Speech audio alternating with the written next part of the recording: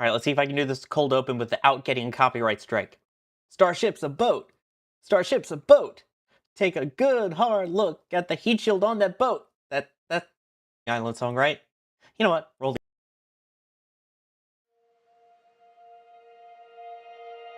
And here we go.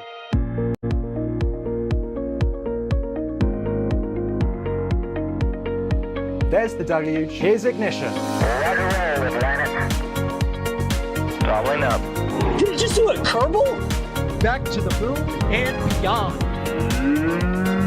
Put that in the big bag, you know. Back at home, we all have a lot of work to do, but from here, that sure looks like a perfect flow. Propulsion continues to be normal. We did have an observation. Equalize. 343 unfolds to go. It's orange. Water towers can fly!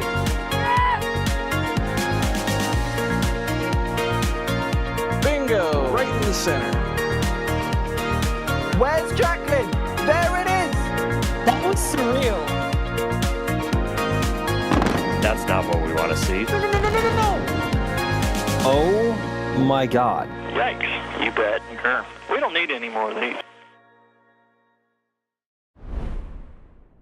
Not my proudest cold open. Welcome everybody to the Flame Trench. This is our weekly Friday show where we go over some of the major topics happening in spaceflight and give our views and opinions on it. And of course, get to chat about it with all of you. I am Sawyer Rosenstein and I am your host this Friday's Flame Trench. And of course, I am not alone. We always have our competent cohort of co-hosts, including EJ. How's it going, EJ? Hey, what's going on? Happy Friday, everybody. How you doing, Sawyer? I'm doing good. Hey, you're floating there. Am I? Yeah. Oh, they gave me a good background today. Yeah. Good job. It's like Modest Mouse. They all float on. Boy, I'm in a musical mood today. Oh, geez. That's dangerous. God help us. Also, speaking of, yeah, that's the voice of Max Evans also joining us. How's it going, Max? How's it going, everybody? Lots to talk about this week, and certainly a lot of Starship, so eager to get into that. Absolutely. And, of course, I mentioned us. I should mention that Jay Keegan is the one pushing the buttons, producing the levers, so I don't get in trouble, like on our last NRL launch. And... yeah, we kind of ignored the producer on that one. Sorry. It's a more common occurrence than you would like to think, nor that we would like to admit to. But alas, yes. So you kind of probably incurred there from my intro, if you listen to the words, taking about looking at the heat shield on that boat, aka Starship, which I guess is more of a ship than a boat because it's Starship. Anyway. As you probably saw after Flight 13, the booster was seen floating upright in the air. Seems like vessels are already on the way out to go take a look at it, if not try and recover it, as Elon has posted about. But one thing that was very interesting was how the tiles looked afterwards. They still had some of the kind of white streaking on it.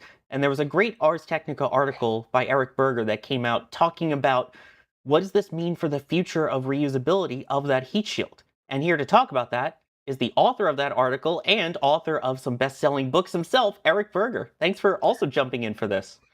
Thanks, Sawyer. And I have to say, it's about 10 years ago when the first Falcon 9 landed on a boat, someone made an edit of "I'm on a boat" with that first stage, and I replayed that probably 10 or 15 times.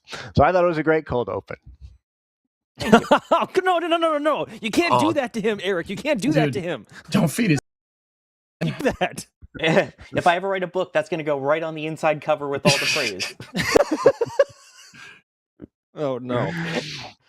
So, Eric, in this article, you talked to a bunch of different people, and it sounds like there's still some work to do on reusability, because this feels a lot like Shuttle, where they tried to go for quick and rapid reuse with the tile design, although this is a different design. It seems like there's still some similar problems with this one. Yeah, so just to put this into context, the people I'm speaking to in this article are not like curmudgeon, anti-SpaceX, anti-progress people. They're generally people who have a long history of working with heat shields and the challenge of coming back at Mach 25, which, this vehicle did not even come back from Mach 25 yet. So they're just raising concerns about what they're seeing in some of these initial flights, particularly the white streaks, which indicates that if you look, that they originate at the boundaries between the tiles, and that's potentially some indication that hot gas is getting into these boundaries, and obviously that could be causing damage to the tiles and to the heat shield itself. And so obviously the heat shield works very well to bring this Starship back, but if your goal is rapid, low-cost reuse, then you really got to turn these vehicles quickly. And I think the concern is that the question, I think, is whether this particular technology, these tiles, 18,000 or more, whether it's sustainable to really inspect and refurbish those quickly between flights. Now, the people I quote in the article generally are sort of older school, so they're not working directly on this heat shield. But I think it's fair to say that it's pretty widespread skepticism within the industry that this approach will ultimately work for rapid reuse. Now, I think if you were to talk to people at SpaceX, they would have a much more bullish outlook, and the truth may be somewhere in between. But I just wanted to call attention to the fact that, look, it's great that the Starship's coming back and they're really making progress, but the real hill to climb here is the heat shield. And it's not like SpaceX or Elon Musk have been, have hidden from that. They've been very open, but I think it's still fair to have some questions about how this is all going to work out. Yeah, and one of the interesting things that you talked about was a heat shield design like this is probably fine for the Starlink constellations and things like that, but if you want to do more with it and pick up the pace even more, then that's where the issue is going to be. Because, I mean, that was one of the issues as well with Shuttle, was having to figure out all those gap fillers and to keep everything in place. Is there a way that SpaceX can maybe come up with a way that pushes out that design, or is that something that you think might be holding them back, is having those gaps? That's the tension here, right? Is that it did not work during Shuttle. There was talk. Now, I wasn't around in the 1970s or even late 1960s, but there was talk in the 70s about how the Shuttle would get the cost of mass to orbit down to $25 a pound, which is similar to what we're talking about with Starship. And the true cost for Shuttle ended up being something on the order of $25,000 a pound. Now, obviously, SpaceX will get there with Starship, even if the first stage is expendable. It will be a lot less than that. But they had to have, most of your viewers will understand this, but they had to have a standing army of technicians who looked at every tile, all of the gaps that were there, all the gap fillers, and did sort of meticulous refurbishment of the heat shield between each flight. It just was not, they were able to turn some shuttles around in a matter of months, but it required an enormous amount of expense and money. And so it's going to depend a lot on the extent that SpaceX can automate that review process, and maybe you have a sensor in each tile. Look, they're a lot smarter engineers than I am a writer, but it still is going to require, I think, a lot of work to get to a point where you're launching, landing, and reflying these vehicles. Yeah, because I mean, this rapid reuse is key. But I guess the question that I'm trying to figure out is, what are they doing differently that NASA didn't? I mean, of course, it's different materials and things like that, and not having individual tiles that are specific to a location. But how is it any different? It seems like at this point, tile technology is tile technology. Well, obviously, they're trying to automate the process of installing the tiles, and I imagine they're going to have sort of an automated inspection process. And it does look like the tiles are much more uniform. If you remember with the space shuttle, there were lots of unique shapes, the tiles, and as you're seeing here with this great video imagery, the tiles are mostly pretty much the same shapes. There's more commonality with all that. So they are trying to sort of take design steps that will minimize the pain of inspection and refurbishment. But again, we're going to have to see these vehicles returning at Mach 25. They're going to have to get good data to really understand whether this approach solves the problem, or whether they're going to have to look for new materials or ultimately new ideas. Because it's obviously one thing if you could launch a Starship, land it, and fly it within a matter of 3 or 4 weeks, which I think is certainly possible. And that does allow you to get your Starlink V3 constellations up there. It does allow you to do your moon program. But if you want to do something crazy like orbital data centers, where you're talking about thousands of launches a year to get to the kind of numbers they're talking about of a constellation, then you do really need to get down rapid reuse. And of course, as Musk has said many times, that is the goal with the program. EJ, I know you were just coming up with a good question. I don't know if you want to ask that one. Yeah, sure. Eric, it's very interesting that we see experts coming up with this kind of stuff, right? Like, oh, it might be a dead end technology, et cetera, et cetera. I'm wondering, like, so I think you talked to Dan Rasky over at Ames and Charlie Camarda. Like, I'm wondering, like, are they offering like any type of alternative solution? Do they think like the tiles are a dead end, or do we need like a different type of tile for Starship? Like, are we going to go with like transpiration cooling, like what was thought about like at the beginning of the Starship program? Like, do you know like what the analysis that Dan Rasky did, like what that entails? Is there any alternative solutions? I think the solution that they put forward is that NASA really have been conducting a much more robust TPS program over the last 20 years or so for vehicles coming back from orbit. Charles Miller, who led the transition team for the Trump-Vance administration, told me that one of the recommendations that they made after talking with people at NASA about this was to sort of bulk up their approach to identify new materials and conduct some more research on more efficient heat shield and particularly materials, because the material SpaceX is using is a derivative essentially of this technology the space shuttle used. So it's the same kind of thing. It's a mostly air, right? The tiles.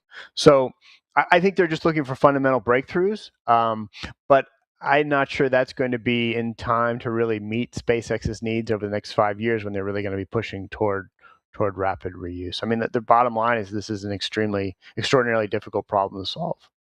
Yep. Oh, absolutely. I mean, I guess the second part of if I'm going to add a follow-up, like,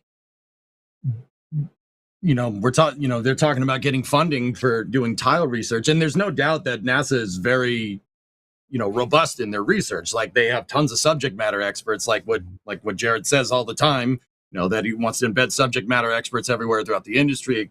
Right. Like, I'm kind of wondering, like, is SpaceX's rapid iteration enough of an approach here? Like, or is NASA a stakeholder in Starship, the tiles? Like, I'm not sure if that applies to like HLS, which we know they have the HLS contract, right? Like, yeah, I guess I understand. I think I understand what you're asking here, and it's the right question. I don't think this is integral for HLS. You can SpaceX is building factories to mass produce Starship, so you're going to be able to build enough ships to do moon landings. The question is, can you do Mars landings or orbital data centers or space-based solar power? Things like that. And I'm all for NASA, but I do think that SpaceX is going to find the answer, right? In the next 5 years, we're going to start popping these things off to orbit. They're going to get an extraordinary amount of data, and they're going to have to do the trade analysis and decide, okay, can we get the heat shield inspection process automated enough that we feel comfortable flying these again and again and again? Or are they going to have to find some fundamental materials breakthroughs, and then in which case they probably would want to work with NASA on that. Now, Starship has a couple of big advantages over the space shuttle, I think. First of all, the underlying material is stainless steel, which you have to get to temperatures a lot hotter to seriously damage that material than you did the aluminum structure of the space shuttle, hundreds of degrees Celsius hotter. That matters a lot. And the other thing is too that every flight of the space shuttle was mission critical, right? You had 2 to 7 astronauts on board the vehicle, so you could not take a chance. I think if you're launching 1,000 Starship missions a year, right, and maybe you're putting a new heat shield on if you're in the event you're launching humans, but if you're not, I mean, you can take some risk with a Starlink mission, I think. I mean, especially bringing the vehicle back if you were to lose it. So, I think what's great about SpaceX, as you mentioned, is they iterate. And so they're going to have to find a solution that works. And right now, I think there's a lot more uncertainty about this regime than there is knowledge. And so the beauty of bringing back 50 or 100 Starships in a year is you're going to get a tremendous amount of data, and you're going to find out what works and what doesn't. And that ultimately will get to the answer faster through that process than I think if NASA were to spend 5 or 10 years studying it. Yeah. Eric, I think if anything, I think SpaceX has a larger challenge ahead of them with Starship than NASA had with Shuttle, because Shuttle wasn't containing any sort of cryogenic propellants, being hydrogen and oxygen during its era. this is equivalent to like putting tiles on the ET or a similar aspect, because shuttle didn't expand or contract internally based off of any propellants it was holding on board, whereas Starship it's both expanding and contracting based on if it's either coming in through reentry or if it's full of cryo during launch. So how exactly do you see that progressing? And obviously the fillers in between the tiles is proving to be, I think, even more critical than the actual tiles themselves, because the tiles are fixed in place and those can't expand and contract. These are great points, Max, and that's part of the challenge that they face, right? And that's why I think there is some concern of this streaking that you see, that material almost certainly appears to be coming from these gaps. And so what is actually happening with the hot gas on reentry? How deep is it penetrating? Can that just wash off and you can go again? Maybe, hopefully, we don't know. Again, it's going to be part of this iterative process to find out. I think what I wanted to do with the article was just sort of really raise the issue that say this is really like the next big thing, along with like balance transfer in space that they're going to have to really address. Cool. Yeah, dude. No, it certainly was a little bit of a humdinger of an article. I was reading it, I'm going, huh. All right. Okay. Eric, we're short on time here. I got one last question for you, dude, if you don't mind. Yeah. Okay. You think Ship 40 is coming back to Texas? Uh-oh. I don't know. They have room in Hawthorne. I would think, maybe it's coming back for Texas to put in the museum if they can get it. Do you guys think they're actually going to be able to get it and recover it? It's going to be tough, man. That's going to be tough. We're actually talking about Ship 40 later on in the show as a part of this, as a part of a different topic. But it's not like you can't just transport Starship over road without having to close like massive highways, let alone it not being able to fit under certain overpasses, right, or bridges or tunnels. So they'll have to tow it either all the way back to Long Beach and do something with it in California, in LA, and do sort of like what the California Science Center did with Endeavour, and kind of like march it through the streets of LA to get it to wherever it needs to go, or they find a way to more efficiently tug it back to Texas and going all the way south down through the Panama Canal and back up to Starbase and into the port of Brownsville. That's a lot more energy intense, and it will take a lot more time. But that's even to say it lasts 3 more days on the water, because obviously stainless steel does not like salt water or salty air, as we see all the time at Starbase. So I don't know. I mean, getting it through the Panama Canal would not be a simple matter either. No. From both logistics, also politically, China has some control over the port access now. So it would be a real challenge. But boy, it would be cool to see that standing up in Starbase for sure. A real monument. 100% would be. I mean, they are building a brand new Rocket Garden-ish sort of thing there called like Rocket Park, and what better exhibit to have there than Ship 40? Yeah. Yeah, no, I agree. Logistically, it would be interesting to see how they tackle it, but they're pretty good at logistics. So, yes, they are. They really are. Maybe it just goes and hangs out in Australia, and they send people out there to look at it. I mean, you could also trade. You could also trade it if SpaceX wants like a landing site or some kind of tracking assets in Australia. You could sort of trade it for that kind of He's got a point. I can give him a button and a shoelace. I got $3 in my wallet. Is that good enough? You guys are a big help. We try. And you're a big help as well for coming on, Eric. Thank you Thanks for being much. here, By man. the way, before you go, I just have one quick question. So we're going to talk about Starliner, and obviously there's a piece as well about the Boeing phone call basically saying, yeah, it's good to go. We're just waiting on NASA. What are your thoughts on that? Do you think it really is they're just waiting for a slot to open up, or is NASA not confident? So I heard the CEO say that during the earnings call this week. So I checked in with someone very well placed at NASA to know what's going on, and was told that yes, that is the case. They are sort of waiting for port availability, docking port for Starliner, and that it was entirely possible the vehicle could launch this year. So I think Starliner is in getting in a pretty good position for a cargo flight potentially within the next 6 months. So my sense is that someone also shared with me sort of the current availability. It looks like there is a pretty good window in December if they do move one of the Crew Dragon vehicles attached to the station, they could free up a port basically from mid-December through the first couple of months of next year. So I suspect that's when it will go, but we'll have to see. Awesome. Eric, thank you so much for joining again. If you haven't read any of his stuff at Ars Technica, you totally should. And if you haven't read his books, that's another reason why haven't you? You really should. Eric, thanks for coming on. Thanks, guys. Have a great weekend. Thanks Eric. buddy. You too. So we're not done talking about the topic. We just wanted to have Eric on, given that, he has the sources. He wrote the article that this is all based on. Wanted to have his input. So thank you again, Eric. Now, here's something that's interesting because Eric Fraser, who's one of the people that helps out here at NSF as well, came in with a question.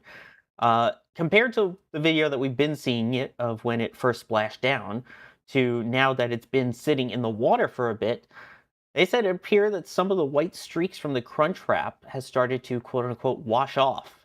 Is it possible those streaks aren't really a bad thing at all?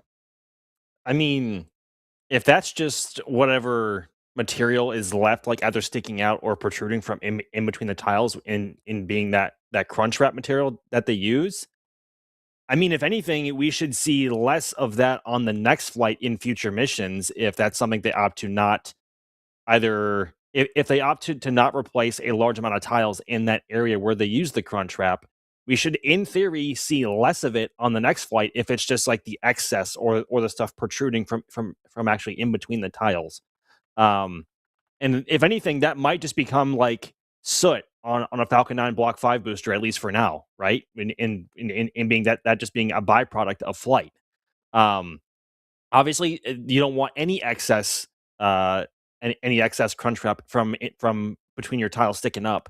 But for now, it seems like it held up just fine. And from what we can tell, at least on the flaps, obviously, because those are what are touching the water immediately, it seems to have washed right off. So it might not even be that big of a deal for this iteration of Starship's heat shield. Obviously, time will tell to see how that evolves, and obviously being like I was talking about with Eric before, like the heat shield on Starship is in my opinion, a much larger problem to solve than that of the space shuttle orbiters, for the fact alone that the actual tank structure is going to be expanding and contracting with great temperature fluxes depending on what phase of flight the vehicle is going to be in. And so fitment or super tight fitment of those tiles is key. Like you cannot mess around with that, even though you might have a bit more leeway because obviously the ship is built with steel and not with aluminum like the airframe was on the orbiters. So I don't see it as really that big of an issue right now. If anything, it is a cool byproduct to see like how the plasma gas flows around the ship upon like peak heating.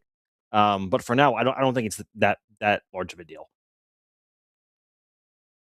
I mean, the other thing you bring up there with Shuttle is that Shuttle pioneered it. That hadn't really been done before with a space orbital type vehicle to have a reusable heat shield. So they went with tiles, which again, those were more silica based. Then when it came to Dragon, they went with the Pika, or the Pika. I can never pronounce it right. So now going back to that kind of shuttle design, I mean, they have some data to work with, and that's what Eric was talking about. It's not like they have nothing to reference of what worked and what didn't for Shuttle. I know it's a different material, different design and all that, but at least they have some knowledge to work off of. It's not something totally brand new. Yeah. Exactly. Let's see here. Wyoming Coast is wondering, is there a scenario where the tiles we see are akin to the V1 launch mount, where they will be improved as they're flown more? I mean, I think that's kind of what we're talking about at this point, is they're going to have to, right? Yeah, that's really what I wanted to ask Eric about, because, there are industry experts saying like, oh, we need to do the research, but he was saying that, SpaceX's iterative approach, and they absolutely are iterating on those tiles. I mean, you needn't look no further than, Flight 10's TPS to Flight 13's TPS to really see that. Like, that's a good way to do things. I think they absolutely will iterate on these tiles. And, the gap filler, Max, like what you were saying is, dudes, okay, I have this crazy theory that, if you look at that footage of Ship 40 when it's floating on the water. And first of all, it's amazing that that thing is intact, right? That's really cool. There, you look at the white streaks, and there are white streaks for sure, right? But it's isolated to certain areas, but there doesn't seem to be any uniformity to it. You know what I mean? They have a shot that's up close of the tiles, and it seems like there's no coherent pattern towards gap filler ablation happening here, right? So for the people that don't know, and Max, you talked about this a little bit, they have a composite tile with a silica fiber backing plate that fills the gaps in between the tiles. Now, those white streaks are coming, and Eric said this too, they're coming from that gap that ablates off, right? There's no uniformity to it. You're seeing streaks, but streaks are coming from all different points in the gap filler, which tells me that, okay, I know I'm not like an expert on plasma flow or hypersonics or anything, but that does seem to be kind of a non-uniform pattern. Tells me that it's just how they put the tiles on, right? Because you're getting like non-uniform ablation of gap filler on either side, and plasma doesn't flow non-uniform unless the shape isn't uniform, right? The boundary layer of plasma really is denoted by the shape of the vehicle, and it is uniform on both sides, unless you're like rolling and doing role reversals like what the shuttle did, Sawyer, right? Like that's a completely different ball game. But with Starship, that seems to just kind of plow through re-entry. If you look at the streaks there are some uniformity, but it's coming from all different types of gaps there. That tells me that that's just how they put the tile. That's just how there might be some extra, like too much gap filler in certain areas. Like maybe this crunch wrap they didn't cut the wrap right or something. And even then, there are some failed tiles here as well. There are tiles that did ablate. You obviously don't want tile ablation with a reusable heat shield, because then you have to replace the tile. But there isn't really much uniformity to where tiles failed and where they didn't either. They failed asymmetrically. And another important thing to note is that they didn't unzip either. That was something that they were super worried about, that NASA was super worried about during the shuttle program, that if you lost a tile, plasma would get in, it'd burn off the glue from the tile behind it, and that would burn off the glue from two more tiles behind that, and they tell two friends, and they tell two friends, and so on, and so on. Oh, Jay, you didn't double box me. Yeah, that's right. No, it would essentially unzip the tiles. We saw some straight tile failure, right? And it didn't unzip. There are some tiles that have some ablation, and if you look at that ship 40 footage, there's rust. There's rust going down the center line of the ship.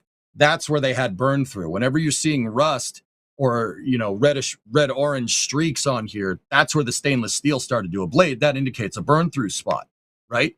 You don't see that very much. Max, like what you were saying, you don't see it. There's a lot of white streaks. The white streaks seem kind of they're not really uniform. They're all coming from all different spots. So the gap filler did ablate kind of seemingly random, but it's not random with spaceflight. It could have just been how the tech that put that on there, maybe the gap filler was like maybe a couple millimeter too wide in some areas, but there's minimal amounts of burn through. But Max, I'm kind of with you, dude. I think, and to Sawyer, to kind of sum the question up, I know sorry, I gave you guys an Alex answer. I'm sorry, but it was warranted, right? Like it very much seems like the iterative process, Sawyer, is the right way to go. I mean, look at that heat shield, Max, like what you were saying, is very, very good. I mean, whether it's reusable, that was the whole point of Eric's article, but whether it was reusable or not, we don't know. But I mean, Max, what do you, like, you already kind of talked about it. Like Sawyer, I'm actually kind of wondering, what do you think? I think this thing, you could have reused this if it didn't plunge into the ocean. I mean, so if I may, really quickly, Sawyer, I'm sorry. I'm so sorry. I'm so sorry.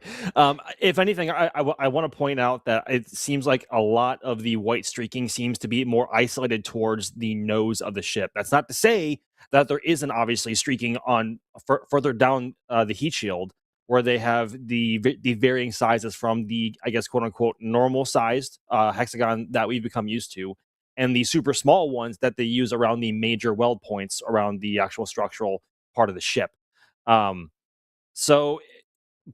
the nose cone with as much variance and as unique as that shape is to fit a shape of a heat shield tile around might give some indication that fitment of those tiles, it just isn't either quite there yet, or they are still experimenting with how much filler to put in between the tiles, because it isn't a unique or a smooth and what's the word, uniform shape to have tiles on. I mean, obviously, it's a nose cone starting out with a much larger diameter coming down to a much smaller area. That's a very difficult shape to put a flat piece of hardware on. So, just I found that really strange. Well, not strange, but I found that very unique, and I felt like pointing that out. Sorry, Sawyer. On to you. No, it's fine. EJ, I think you got one more thing first before I give my opinion. Sorry, Mike. Mike, are you muted, Sawyer? Oh, sorry. Chat heard me. You guys didn't. I'm saying, the VMix special. Nice. Yeah. So you had one more thing first that you wanted to show to kind of help people understand what we're talking about. Yeah. Alex actually dug this video up here, and it's a video that Colleen shot, and it shows exactly what I'm talking about. When I say they trim the gap filler, I mean they trim the gap filler. Like, there's literally somebody with scissors, like just, all right, that looks good. I'm pretty sure that explains the non-uniform gap filler ablation going on there. Like, it's somebody with a pair of scissors.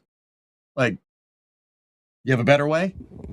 I mean, yeah. I mean, that's right? not going to be a perfect fit and finish there if you're doing it by hand like that, which would explain more streaking in some places than others. If there's more, if an area hasn't been tended to the same way as others, just more gap filler protruding upwards and into the plasma flow. But I guess that's just one of the byproducts when you have 18,000 heat shield tiles to put on one of these things. At least for now, that number could raise or it could go lower. But yeah, hand trimming always leaves that doing things by hand like that always has a level of variance that it's not everything is going to be perfect or like others. I guess that's probably the easiest way to put that. Yeah. Actually, I'm not like other heat shield materials. Wow. Jesus, Sawyer. Actually. No, it's like I'm not like other girls. I'm not like other gap fillers. But yeah. Anyway, my thoughts on it. Yeah. I'm feeling very Shuttle vibes. I know we've learned a lot from Shuttle, but if anything, Shuttle proved that a reusable heat shield is difficult enough. Adding in the rapid and Foley part to that is going to take some time. I mean, yes, you can argue, yeah, they started putting these tiles together in the 70s, so we've had 50 years to work on it, but I think it's still going to take a little bit more of a learning curve. I'm interested to see what it looks like after it comes back from a full orbit, and after a reflight as well. But I think the big thing for me is once we see that orbital flight. Because, I mean, we do have a view, by the way, of what the heat shield looked like in space, courtesy of a new X-Post that came out from SpaceX just before we went live from the Starlink V3s that had the cameras on board. And I can see Jay already has that queued up. Mm-hmm. This footage. Oh, my goodness. Look at this, dude. Look at this. Look at that. Would you just look at it? Like, would you look at this? So this was just released a short time ago from one of the 20 Starlinks that were released. Again, 6 of them had cameras on it, and we saw them also turning lights on. Now, I always thought this was a picture-in-picture the first couple times I watched through it, but no, that's just a glitch with the camera. That is the Earth behind it, rotating below. That is a crazy, crazy visual. Like, you're seeing... Like, I don't know... You're seeing ship literally alive in orbit, moving its flaps, reorienting itself while in orbit to make sure it's in the correct position for the Starlink cameras. Like, come on, look at, oh my god, dude! Not to mention that this was like a satellite that just freshly deployed, immediately popped its solar panels out and made a connection and got this footage before it burned up like 20 minutes later. That's pretty good, man. Yes. It's pretty good. It's pretty good. That's 4 of them stitched together. So that's 4 different satellites providing the views. Wait, what? Per Alex in the back channel. That's crazy. That's why the lighting is different, I guess, on some of them. I'm sorry, That's what? Crazy. I thought it looked like 4 different images, but I was like, no, it just Must be the lighting or something. No, that. Yeah. Single That's probably sat why it with took 4 so long to cameras see is it. what Alex was saying. All right. A single satellite, 4 cameras. Still, 4 cameras stitched I together. love how the lights from the Starlink satellites are still being can never say the word without stuttering, reflecting off the actual tiles of the heat shield here. You can see that in the middle of the heat shield. Yeah. You can also basically see the difference in the heat shield here versus in the ocean. It still looked pretty good. Exactly. Oh my goodness gracious. I'm staring at the trap, Ray. I'm having a problem right now. It's just like that. That's how I feel right now. I'm just staring, and again, the frost lines on it. I mean, like, just watch this on loop for hours, please. Dude, what a monster! This thing. Sorry, I was talking on my stream just before I popped in over here about how that, you know, I think I can let go of my love and longing for the shuttle when one of these comes back down and is sitting next to a super heavy booster that delivered it up into orbit. You know, like the second Starship, like maybe Ship 41, you know, maybe it's reused, and then another like booster 27 or something are sitting next to each other, you know, on next to the pad that launched them up into space. I think I can finally kind of be like, okay, I'm not going to beat the shuttle drum as much because we have something better now, you know. Like, and look at this the same angle, by the way, just in space versus on the ground. Yep. Same angle. That's not a coincidence. They did that. That's entirely on purpose. And even compare this as well to Ship 37 on Flight 10, which was the first version 2 ship to have a successful splashdown. Like, even the actual differences there between Ship 37 and 40 here are huge in terms of the heat shield. And already then between Ship 37 and like Ship 31 on Flight 6, like, again, like that's how I feel right now, honestly, like watching this. I wonder if any of them happen to catch part of re-entry. Maybe. If you have the video. SpaceX. We want the footage. Yeah. Hey, SpaceX, you got that footage for us? I don't know. Yeah, sure. They said they'll get back. They said to email media at SpaceX. Anyway. Email the media. That was them on the phone. We just heard it. Oh, okay. There's an audio delay. Yeah, it's that delay from California to Florida. Yep. Yeah. Right. It wasn't using Starlink. No, it wasn't. You're right. Oh, man, that's so cool. Dude, I can't stop looking at this footage. It's pretty crazy. Same. I know. Same. I need to thank some people as we're watching this because this is so cool. You do that. I'm going to keep watching the footage. Jealous. No, I'm kidding. Telstar86, thank you for gifting 5 Red Team memberships. Good to see you, Telstar. All the regulars coming out today as well. Mats, Mike Alpha Tango Sierra, thank you for gifting 10 Red Team memberships. R. Logan M gifting 5 Red Team memberships. Boot Resith. Yeah, I think we saw that the released views from SpaceX are out of the V3 with the cameras. Thank you for the heads up on that. But yeah, we've been waiting for the right moment. We wanted to make sure we talked with Eric first, but we caught a quick glimpse of it before we went live and have been waiting to show it. Mm-hmm. Oh man. And then Turn Bomber saying apparently the land SpaceX is acquiring in Louisiana, at least trying to, is being dedicated entirely to orbital refueling and 12-meter wide Starship. Less launches to fill 9-meter wide Starships. True. I mean, they technically don't have the land yet, do they? 12-meter wide Starships? Welcome back, ITS. Where'd you hear that, Tom? I'm serious. Cool. I have not heard this. No. Where would you hear that from? Like, essentially, widening a rocket is a much larger challenge and is much more time-consuming overall than just stretching it. And as far as we're aware, for the next version of Starship, which is version 4, because we're on version 3 right now, version 4 is just a stretch of both booster and ship. If they want to widen Starship, I don't even know what they would call that anymore. Like, literally ITS at that point, basically. Reject modernity, embrace tradition. That would be I reject Star your reality Chunk. and substitute my own. I would call that Star Chunk. Star Chunk. Or Chunk Ship. Yeah. Kevin says in the back channel, super duper heavy. No, Kevin. That's when you take 3 super heavy boosters and put them together. Yeah. So a Good Starship like super duper heavy. Jerwa, thank you as well for gifting 10 Red Team memberships. Again, great to see everyone coming out tonight. All the regulars hanging out on our Friday night flame trench here. Jay, I believe, has a comparison of what we see here. So we also had the visuals from the Dodger Dogs on Flight 11. So if we could compare what it looked like here on Flight 12. We look what we had here on Flight 13 compared to the Dodger Dogs, or do you have the one from Flight 10 for comparison? I don't know. Jay's got something. Jay, what do you got? Jay has something in the back channel. Something. All right, so this was what He's just sitting there on the button going, what are you talking about? All right, here you go. I don't know what I'm talking about. All right, anyway, go. This looks like Flight 10. Oh my, yes. yeah, okay. This is the when heat they use shield that one color. metallic tile. Yeah. Yeah. Well, that was because they blanked some of the tiles, guys. That's how I knew that.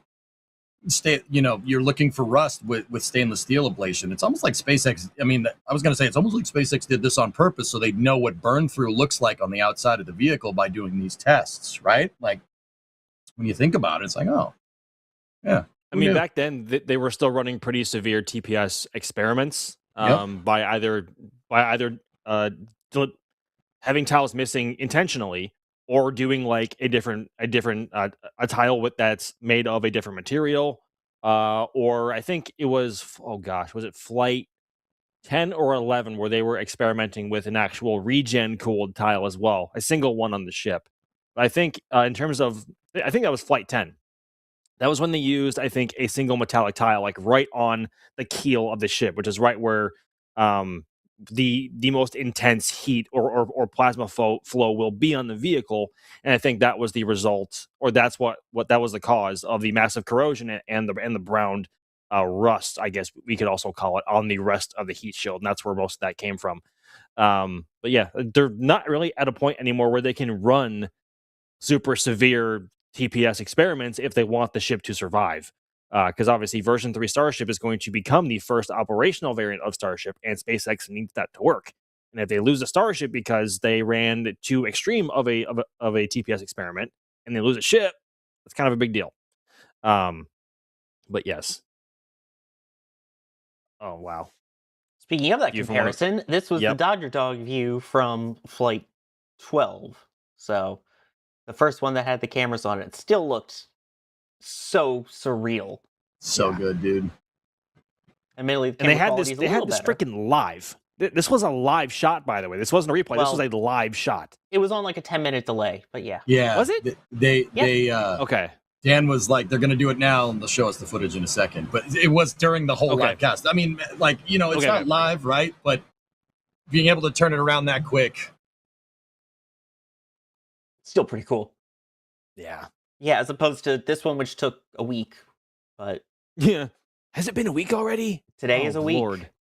Oh, I don't like that. I don't like that one bit. Ugh. It's hard to believe that 1 week ago we saw Flight 13 launch and we saw the ship splash down and remain in basically one piece. That is mind-boggling. And as far as we're aware, it's still afloat. But more on that later. Oh, we are going to talk about that. Stick around. I know people are going, wait, when are you going to talk about the towing and all that stuff? I promise you, we are. We normally save Starship towards the end, but we had Eric Berger. So we made a rare exception for that story. But we want to talk about something happy and reuse and flying a lot more. Let's talk Starliner. Yeah, that's something that's flying more, right? Actually, it might be flying sooner than we thought per Boeing. So take all that with a grain of salt. Sure. But hey, we're going to talk about it. Don't push me out. This is my topic. This is my topic. Sorry.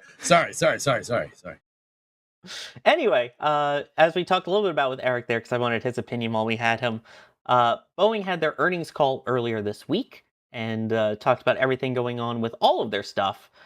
But they also talked about Starliner, or as they put it, the one program we have work yet to do with the customer on. That's what they called their commercial crew side of things. This was one of their last fixed price contracts that they had in their defense/space sector. So they kind of want to get rid of this, and they kind of want to actually have a customer again. While they were in that update, they said that they expect to be able to launch potentially sometime this year. I know that sounds crazy, but basically they believe that it is at a point where the vehicle is ready, but they're claiming that the main holdup now is that they don't have an open docking port. Yeah, that's what they're saying, is they don't have a port at the ISS, which is part of why I was asking Eric about that earlier. And as a reminder, Starliner 1, hi Jake, because of the issues that they had on the previous flight, apparently Jake more reusable today than Starliner, given how often he's popped up. That this will be a cargo-only mission, so it's still not going to be certified yet, and I don't even know if this will be a mission that will be able to certify it, because it's not testing the manual rendezvous and docking system, since it's all going to be automated. Jake, do you mind coming back for another story? Thank you. That's Jake, by the way. So, interesting, this all comes as well as the commercial crew program OIG update, the Office of the Inspector General that we had a little bit earlier this year, said, quote, while NASA officials have noted fall 2026 as the likely timeframe for Starliner certification, we found this to be unrealistic given the current delays for the Starliner 1 launch and lack of clarity on the progress this uncrewed cargo flight will accomplish on Starliner's certification plan. So Boeing saying, yeah, totally, this was the OIG report there and the quote on it. This is their whole section of concern of what's it actually going to qualify? When is it going to get on? Now, NASA did say in a briefing, because in May they put out the update of, hey, here's all of the different launches that we still have planned for the ISS later this year. Starliner was missing. So it was asked in one of the briefings that they did before one of the spacewalks. They'll sometimes do teleconferences about it. There's the schedule. And they basically said, we're not ruling it out. And I mean, NASA even says that they're on the bottom of the webpage, that they're reviewing opportunities for it. Are they really going to be ready? Do you think we will see Starliner 1 this year? Or is it kind of, we're going to blame NASA while we try and figure out the rest of our stuff? Or we're not really ready? Dude, I kind of agree with Eric. I think it's pretty much docking ports at this point. Just finding the time on the ISS is the right thing. Like, I don't want to say that the pulse width modulation problems on the thrusters that happened during, the crew flight test were an easy problem to solve. Nothing is easy to do in this industry, but that I think is something that would not take till the end of the year, considering this happened a good while ago, to fix. It does seem like that NASA is not happy with other things, Sawyer, but I don't think they would, if the thing was ready to go, unless there's some kind of miscommunication between NASA and Boeing, which, and I don't want to hint at anything, right? Like, I don't think so, right? Why would you do that, right? That doesn't make any sense. I think that docking ports are holding them up. Yeah. When has that ever happened, that there's been miscommunications between NASA and Boeing on what they think is flight safe and what they think isn't, and what should be a mishap and what isn't, and saying that you're going to be at a press conference to discuss updates and then just not show up? Boeing would never do that. I mean, yeah, that's true. They didn't. They definitely. NASA. So context here, for what Sawyer's saying, guys. NASA and Boeing have had press conferences in the past about Starliner, and the Boeing reps just didn't show up. Yeah, they were I think the most famous occurrence of this was after Starliner came home, after its crew of two, being Butch Wilmore and Sonny Williams, transferred off of it, and Starliner came home. And interestingly, there were no NASA or no Boeing representatives there at the post-landing press conference, because that would have been, I don't know, a great opportunity to say, hey, see, it worked. It came back safe, right? Or something of the sorts. But I mean, if what Eric does, if what Eric predicts comes true, and they do manage to fly when a docking port becomes available, say like December timeframe or January, guys, that is 7 years after Starliner's first ever flight test, and it's still not ready to carry people. Now, 7 years. December 19. Guys, I have a theory about Starliner. It might be spicy. People probably What's your aren't. theory? People That's what probably the aren't. just for. People probably aren't going to like it. Sorry, you talked about Boeing not liking that this is a firm fixed price program. Boeing doesn't like that. As much as we don't like cost plus contracts, I think that firm fixed pricing for development of spacecraft is dumb, and I think that was a stupid idea to begin with. I kind of agree with them. I know people are going to be like, "Oh, EJ, no, so Boeing sucks. What about SpaceX?" Yeah, that's a good point, but I think that SpaceX is an exception to the rule here, don't you think? They're an exception to the rule. I mean, look at firm fixed pricing with HLS, right?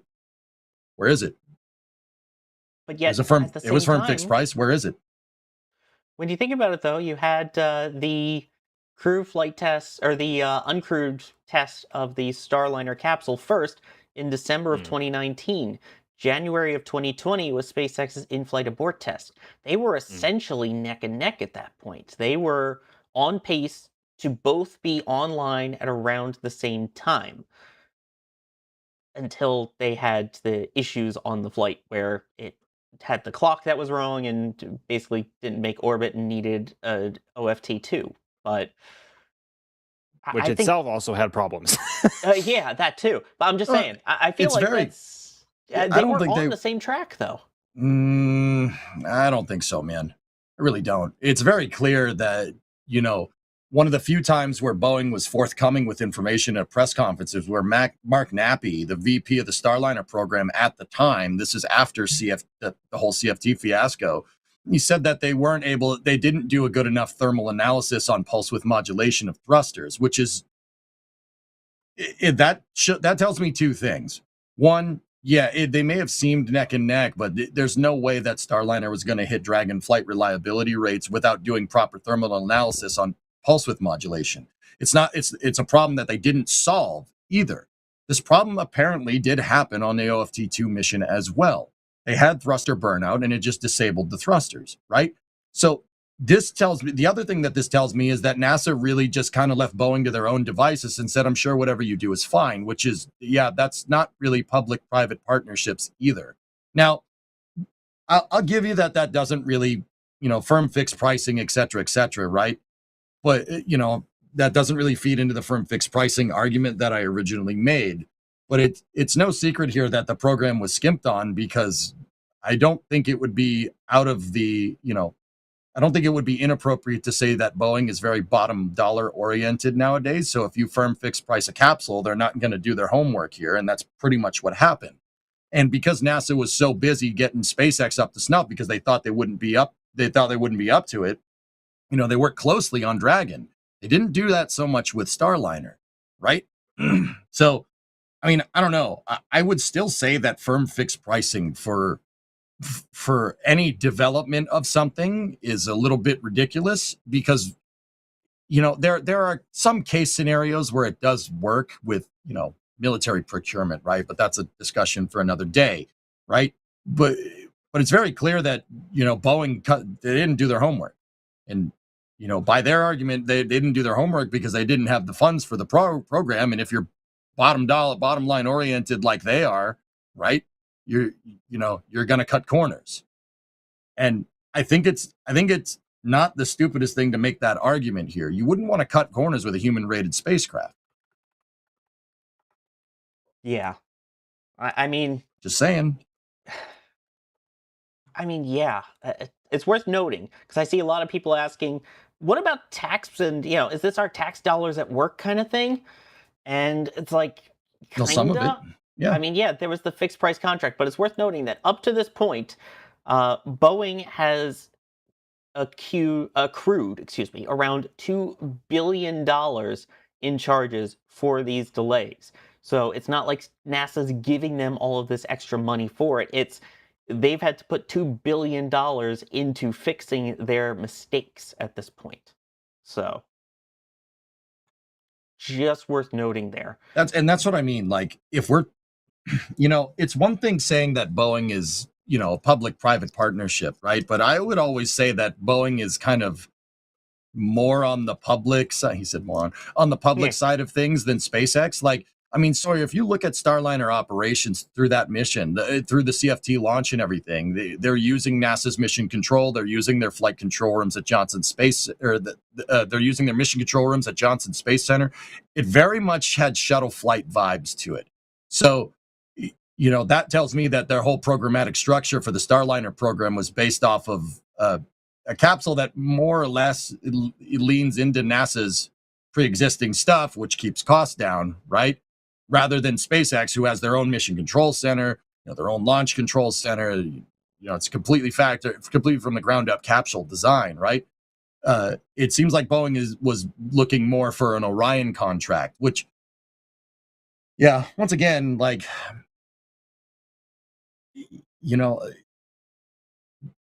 I don't know why they would accept a firm fixed price to begin with at that point. Why not? I mean, I was about to say, why not give the contract to Sierra Nevada, but we won't talk about that. Hey, reach out to us. We want to know what's going on with Dream Chaser. Okay, thanks. Please do that. Yeah, we're be really curious if the thing that's supposed to fly that you said was going to fly in 2021 flies soon. That'd be nice. That'd be nice to know. And secretly went back to Colorado, and we weren't even told that until we saw it on a press conference. But alas. Yeah, that'd be nice. I will say, NSF has reached out to Sierra Space in regards to updates. So we'll see what we get. Speaking of updates, we have a breaking news update before we continue with our Starliner conversation. I do want to make sure that we get that. Oh, man. My ears. Well, this is legit actual breaking news. This is something, normally we do it as a joke. Apparently, there was a call a couple of hours ago for a boat that was taking on water in the area near Port Canaveral, about 18 nautical miles offshore. Apparently, calls were heard on the Coast Guard channel that Doug was in the area. So Doug performed a little loop-de-loop around the area and is now heading back towards port. I know our team has been covering all of that, but it seems like Doug may have been a part of a potential rescue out at sea.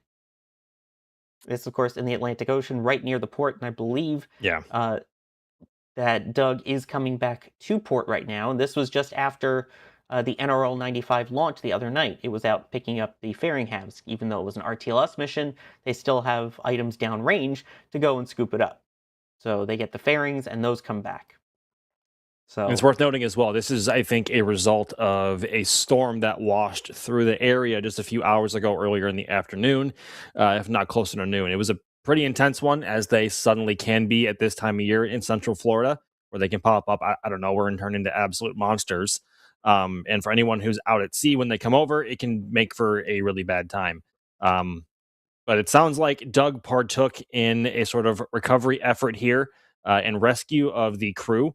Whoever was on board, and we sure hope that everybody is okay, because that is certainly a very scary thing to suddenly have your boat taken on water and capsizing when you're out. I think it was 18 miles offshore where this happened. So certainly scary stuff, but thankfully Doug was on its way back and in the area and able to help out. We are very grateful for that. Yeah, these are live views, by the way, courtesy of Jerry Pike's drone. So as you can see there. But yeah, exactly. I mean, SpaceX has done this before. It's one of those just maritime things where if there's a boat in distress, you go and help. And so apparently Julia in the back channel pointing out that this has helped in a rescue recovery, or one of the SpaceX vessels has helped in a rescue recovery before. So we're tracking that, obviously. Space Coast Live 24/7. We'll have it coming into port as well. So something to keep an eye on here. But yeah, by the way, see the two fairing halves. So it did get the fairings too. And they actually just pulled one back, I think, getting ready to have it lifted straight off the boat, like right when they get it onto its dock. So literally seeing things happen in real time. The crane has since been moved, and they were getting ready to hoist it out. But everything looks to be in everything looks okay so far. I mean, obviously Doug is back in port and looks to be carrying on with fairing recovery operations port side, hopefully here soon. So hopefully all is well, and we are certainly thinking of those who were involved. Absolutely. And by the way, in terms of getting it off quickly, for reference, according to nextspaceflight.com and the NextSpaceflight app, the next Cape launch is Wednesday, 3:42 a.m. Enjoy, Max, for Bluebirds 11, 12, 13. So, of course, it's at 3 o'clock in the morning.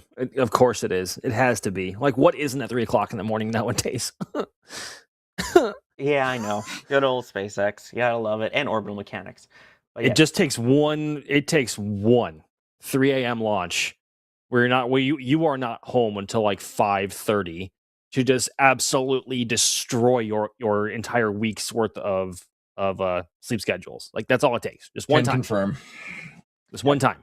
I wasn't home until 6:45 after NROL, so I hear you. Yeah, I'm still feeling it here as well. I didn't wake up until almost noon today. Oh, I had places to be and things to do. I'm jealous. That'll be my whole weekend. But anyway, getting back to Starliner. First, I want to mention the Space Pope coming in saying, "Bless you, Doug," and "I dig Doug." Nice. I like the wordplay there. Try saying that 5 times fast. Jankies, Space Pope. I feel like I'll be saying something inappropriate if I try, so. No, don't do that. Fat Hulk Ride e-bike also came in with a good question about Starliner, though. They're wondering who was given more money, Boeing or SpaceX? I guess the question then is, are we talking early on, initially? Are we talking total? If we're talking about development costs, Boeing was given almost twice the amount that SpaceX was given. I think it was 4.2 billion. Yep, and SpaceX was given like what, 2.7, something like that. Like it was almost half. Yep. So in terms of development, Boeing got a lot more. But obviously in terms of flights flown, and I guess profit from missions flown to this point, SpaceX has flown, 13 missions so far for NASA, 4 for Axiom, 1 for From, 2 for Jared, being Inspiration 4 and Polaris. What is that, 18? No, 19, 20 crewed flights of Dragon so far? It's dangerous. Yeah, don't do that. Like their near is not, I should have added all that up right there. I think that's close to 20 crewed flights of Dragon to this point. And Starliner has only done half of one because they launched Butch and Sonny to the space station, but didn't bring them home. Yeah, but hold on a second there. You know, we can sit here and we can say that Boeing got more money, et cetera, but that was for a commercial crew. All right. Yeah. They got awarded a contract for a commercial crew when they didn't have anything prior. SpaceX's contract wasn't worth as much, but they had COTS 1 and COTS 2, commercial orbital transport services. So it may have seemed like at the time Boeing was getting way more money to seemingly do way less. But if you look at the total costs involved with commercial crew and commercial orbital transport services, which, while a separate program, right, still led to Dragon 2's development, I'm not going to say that the costs push, right? It's still probably a little heavy in Boeing's favor, right? But also at the same time, Boeing developed the capsule from scratch. SpaceX already had Dragon 1, which by the time the commercial crew contracts were awarded in 2014 was already operational and flying, right? Now, guys, don't get me wrong. I'm not sitting here to run cover for Boeing. If anything, it's their fault for being super late because they agreed to a fixed price contract.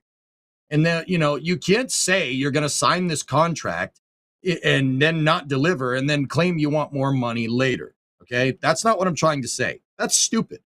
That's really dumb. And no, they should have to pay for it out of pocket because you said you would. You said you would in a signed contract, right? That's a fair point to make. The point that I'm trying to make is that firm fixed pricing for development of capsules is not a good idea. If we had firm fixed price Orion development, for instance, it would not have flown. It would not even be close to being finished at this point. Sometimes cost plus contracts do make sense for development. Firm fixed pricing makes more sense for procurement once operational missions start, right? Because you don't know how much something is going to cost that you haven't made before, right? So I'm not trying to say that we shouldn't be turning our nose up at Boeing. They need to pull their head out of their Starliner nozzles. You know what I mean? But also at the same time, I think this, that they are onto something with cost plus funding for development of capsules. It's just not in their particular case, right? Like, not in your case. You screwed up in your case, right? But just in the future, development of stuff, that's how this works. Like the Apollo program was cost plus. Nobody ever batted an eye at that, right? Like, well, just saying. So here's the thing. Eric came back and said, I tend to sort of agree with what EJ is saying about development contracts, but how do you guard against the abuse that so obviously happens? Deadlines and penalization for not completing deadlines. Once again, Boeing said that they would do this, and then they didn't. They're like, oh, we need more time. And NASA's just like, yeah, all right. Yeah, that's fine. Okay. That's cool. Oh, all right, that's fine. You want more money? Oh, I can't do that, but that's fine. Like, but even sometimes with these programs, it's not necessarily Boeing. This happens all the time. Like, people nickel and dime NASA, and NASA's just like, all right, here, have another couple $1 billion. It's fine.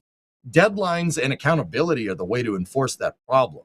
Cost plus contracts make sense in a vacuum. I'll give you guys that. Absolutely. But also, NASA has to hold these contractors' feet to the fire, and there has to be consequences for not doing it.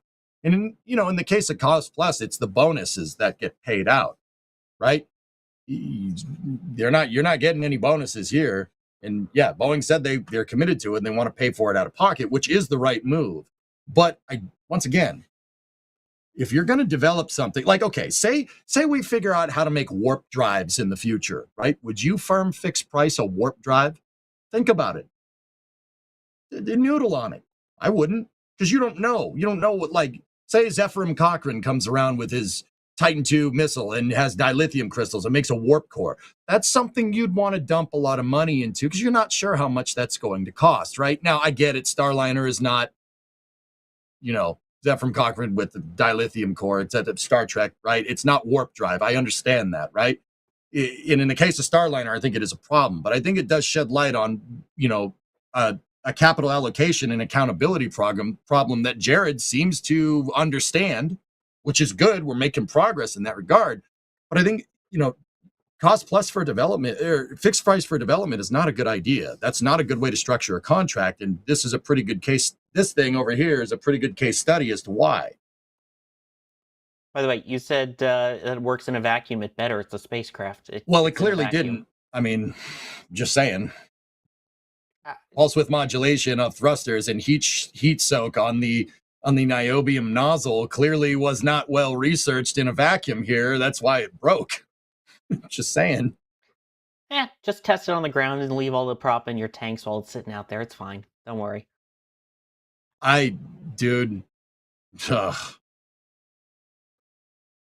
Yeah. The fact that they cited that as a thing to say, look, we've done good testing is really funny to me. That's okay. All right. So Boeing had good understanding of degradation of seals, of poppet seals on their service modules from hypergolic propellants because they left a service module sitting in a hangar fueled. Yeah. A service module that they had no more use for. It was used during testing. They left it. They just left, toxic hydrazine and NTO inside of it. I can listen to EJ rant about Starliner testing and once again, the point over and over. The point is always that cost plus for development of stuff is not a good idea. It sets the contractor up for failure. But also at the same time, Boeing did sign the contract. They should be holding their feet to the fire. And if they had held their feet to the fire in the first place, proper contract structuring, we might not be in this scenario. And I know what people are going to say. Well, EJ, what about SpaceX? EJ, what about SpaceX? Well, guys, look, SpaceX is the exception to this freaking rule. All right? Look at Sierra Nevada. Same thing happened with the CRS-2 contract for Dream Chaser. Where is it? Where is it? Where is it? It's not there. Right? And this is not to denigrate SpaceX. I love SpaceX. SpaceX is the best, right? Because they actually deliver on what they're going to do. And at the end of the day, that's what matters, right? But yeah, I'd say that this sets up an awful precedent for fixed pricing development, which is not unless it's a well understood technology, it's not really a good idea. Just saying. Anyway, Yeah. sorry, back to you. Next question. Yeah. No, I mean, I think I would say we beat Starliner to death, but it did that on its own. Oh, Jesus. Oh, I joke about. Here's the thing. I was so in on Starliner. I loved the idea of Starliner launching on an Atlas with the two engines up on the Centaur. I loved it until the spacecraft went and did me dirty.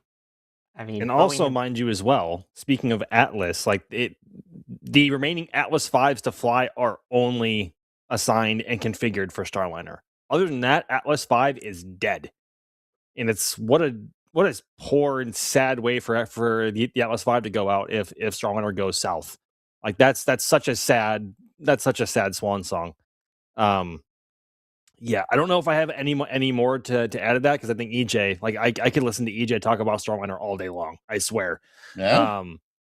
But at the end of the day, all of us still want to see Starliner work in some capacity, whether it means serving the International Space Station, whether it means serving the orbital reef for Blue Origin at some point, or other future space stations. Like, we want to see more spacecraft operational, carrying people beyond Dragon and eventually Starship someday, right? The more crewed spacecraft, the better. That's how we want to look at it, and that's how we hope it will all pan out. Although I think whenever we think we've beaten the dead horse of Starliner, every single time there's always something more to come out about it and talk about. It's unfortunate. We don't want it to keep happening, but accountability has got to be had here, and Boeing is reaping what they've sown, essentially. Yeah, it's that, stop, it's already dead, except every time we think that, somehow it's not. So they just keep beating it anyway. So, and yes, sorry, Chris, about the dead horse thing. It was old Yeller. It needed to happen. He'll be super unhappy in the back channel here in a couple seconds. Although at this point, it's not dead. It's just waiting for recertification. How about that?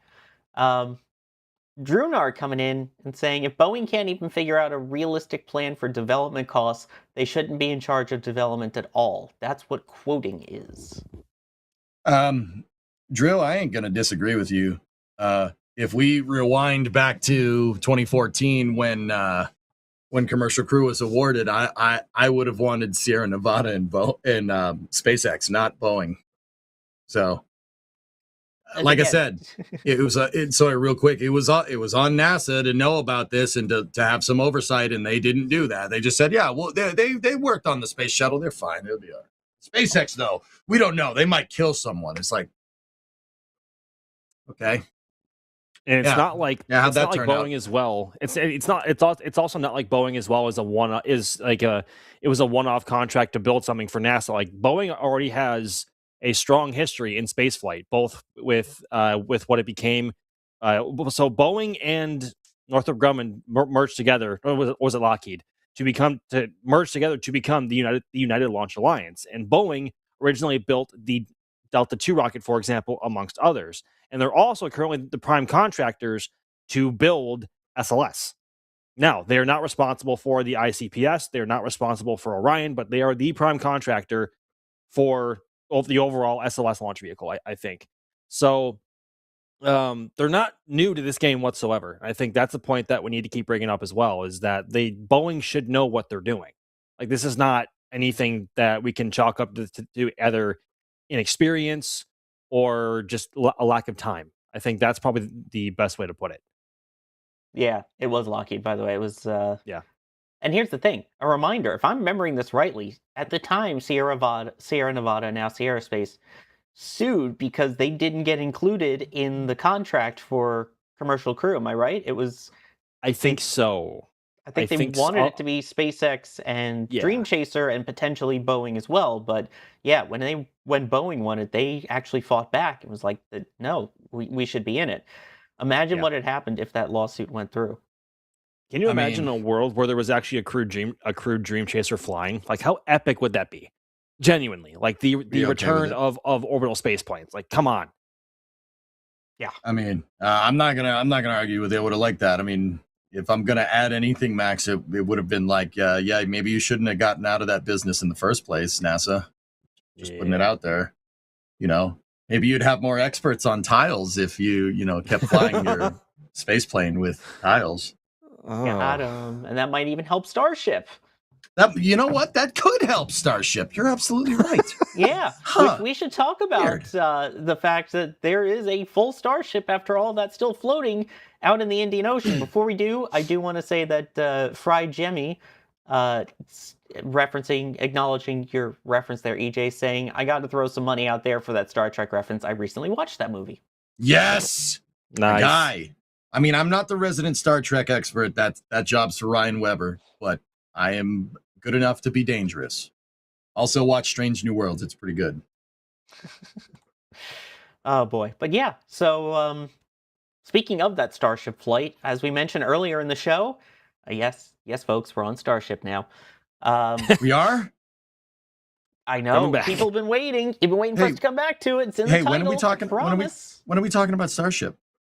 When will that be? I think we're talking about soon. At TM. But anyway, yeah. So that was a week ago today. At this point, if I'm remembering rightly, it was getting ready to come back down for re-entry, right? It launched at 4:45, and it's now 5:22 Central. So. Yep. Yeah. Yeah. So obviously a bit of an old news recap here. Obviously, Flight 13 of Starship is said and done. Booster 20 performed a successful boost back burn, but did not perform an entirely successful landing burn, where I think it ignited 10 engines of its targeted 13 for landing, then down to, I think it was 7 or 8, and then down to 5 unintentionally. So booster still has some work left to go. But in terms of the rest of the mission, especially with Ship 40, the mission was an incredible success. I mean, Ship met all of its targeted objectives, from the in-space relight, deploying all 20 Starlink version 3 satellites, the first of their kind for the very first time, 6 of those having cameras, one of which we saw footage of not too long ago, a controlled single-engine relight of a sea-level Raptor, and a controlled re-entry and descent through Earth's atmosphere, and then a softer than usual flip and burn and splashdown in the Indian Ocean. Soft enough to which the ship survived the tip over and did not blow up. And as we speak now, Ship 40 is still afloat in the Indian Ocean, sort of in the neighborhood of the Philippines and Australia. So, and as far as we can tell, I think there are 2 vessels currently en route, one of which is about to rendezvous with Ship 40, being, I think it was the Norman Ranger was the one that was in closest proximity beyond Go Australis, which has been with Ship from its splashdown a week ago today. And as far as we can tell so far, I meant Indonesia. My apologies. Indonesia. So as far as we can tell, Elon has posted on X that they are going to recover Ship 40. Now, to what ends they're going to recover it, I think remains to be seen, because it is a long tow back to Australia from where it's at now, not to mention the tow or transport across the entire Pacific Ocean to at least get it back to Long Beach, California, which is closest to SpaceX's Hawthorne facility, or if they want to go through the very complicated endeavor of bringing it through the Panama Canal and try to bring it back up through the Gulf and back to the Port of Brownsville and back to Starbase itself. Don't know what they're going to be targeting in terms of an actual recovery of the ship, whether it be just bringing it ashore in Australia or Indonesia, for a sort of analysis before scrapping it, breaking it in pieces, and making it easier for transport back to the U.S. for further analysis, or if they're going to make the entire trek and bring it back to the U.S. proper, like in one piece. That would be an incredible sight to see the first ever Starship upper stage to have entirely survived a flight. That would provide invaluable data for hardware for teams on the ground. Not to mention the in-person heat shield analysis that they will already be able to go, I guess, further in depth on than they have already through just footage and imagery. So it remains to be seen what they want to do. But Elon has also posted on X, moving on to Flight 14, because this went so well that the landing was accurate enough in the ocean, and they were satisfied with the data that pending other flags or just bad data that they don't want to see, or if something was off, Elon has said that SpaceX is going to be targeting a tower catch and recovery in Starbase of the Flight 14 ship, and we presume that is going to be Ship 41. That's big. That is really big. We have not really had a chance to talk about that on air yet, dedicated. And I want to pick the brains of everybody on this show right now, because for some people, this seems a bit too soon. For others, this seems overdue. For some others, this feels just right, and that this could and should happen. EJ and Sawyer, what do we think is going to happen with Flight 14? And is SpaceX going to finally bring a ship home to Starbase for a tower recovery? Anybody? Sawyer, you want to go first, or do you want me to weigh in? Oh, geez. I'll go first, and then you can get to yours. What was it again? I'm sorry. I had a brain fart there. Like, what do you think is going to happen with Flight 14? Is it too soon for a tower catch? Are they going to commit to it, or are they going to do a bit more of like a precise-ish landing in the Gulf as opposed to the tower itself? Like, what do you think is going to happen with Flight 14? I wouldn't be surprised if they do aim for an area in the Gulf nearby, but have the option, if all goes well, to say, you know what, let's actually put it in the tower. I think, obviously, the booster still has work to do. It went further, but yeah, that final engine startup that we saw right before what was supposed to be the softer splashdown didn't go great. So I think a booster catch is out of it right now. The fact that a ship catch, though, is still a possibility, first off, is mind-boggling. Can you imagine? Who would have thought, going back to Flight 7, let's say, they caught the booster a second time. Cool, Mm-hmm. That's great. Now we get the ship. That we'd be catching the ship and not the booster by Flight 14. That still blows my mind. Yeah. I think it's possible that they go for the ship catch. I mean, it's got to go orbital.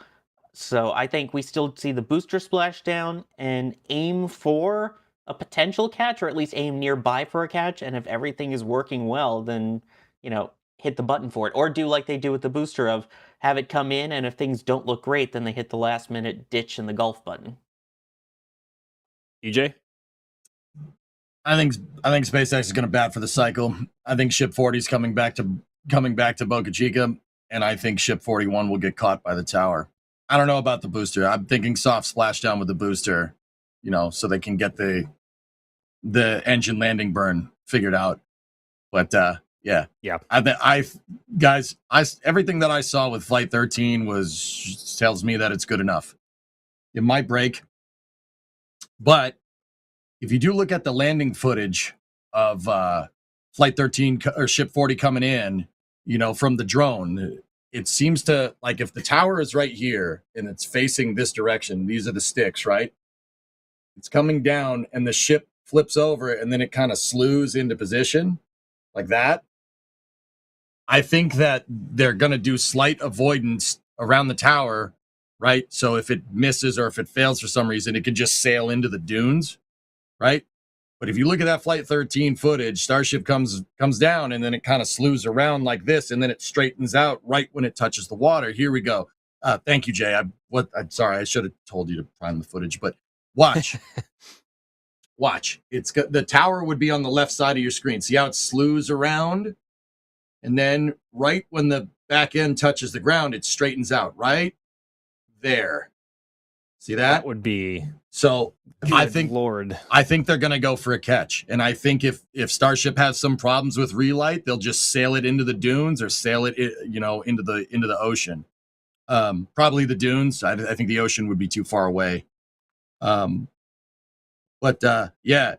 I think that maneuver tells me everything I need to know. And we know that that's not an accident either, because the other flights have landed and they've commanded different types of maneuvers during landing so they could image the thermal protection system.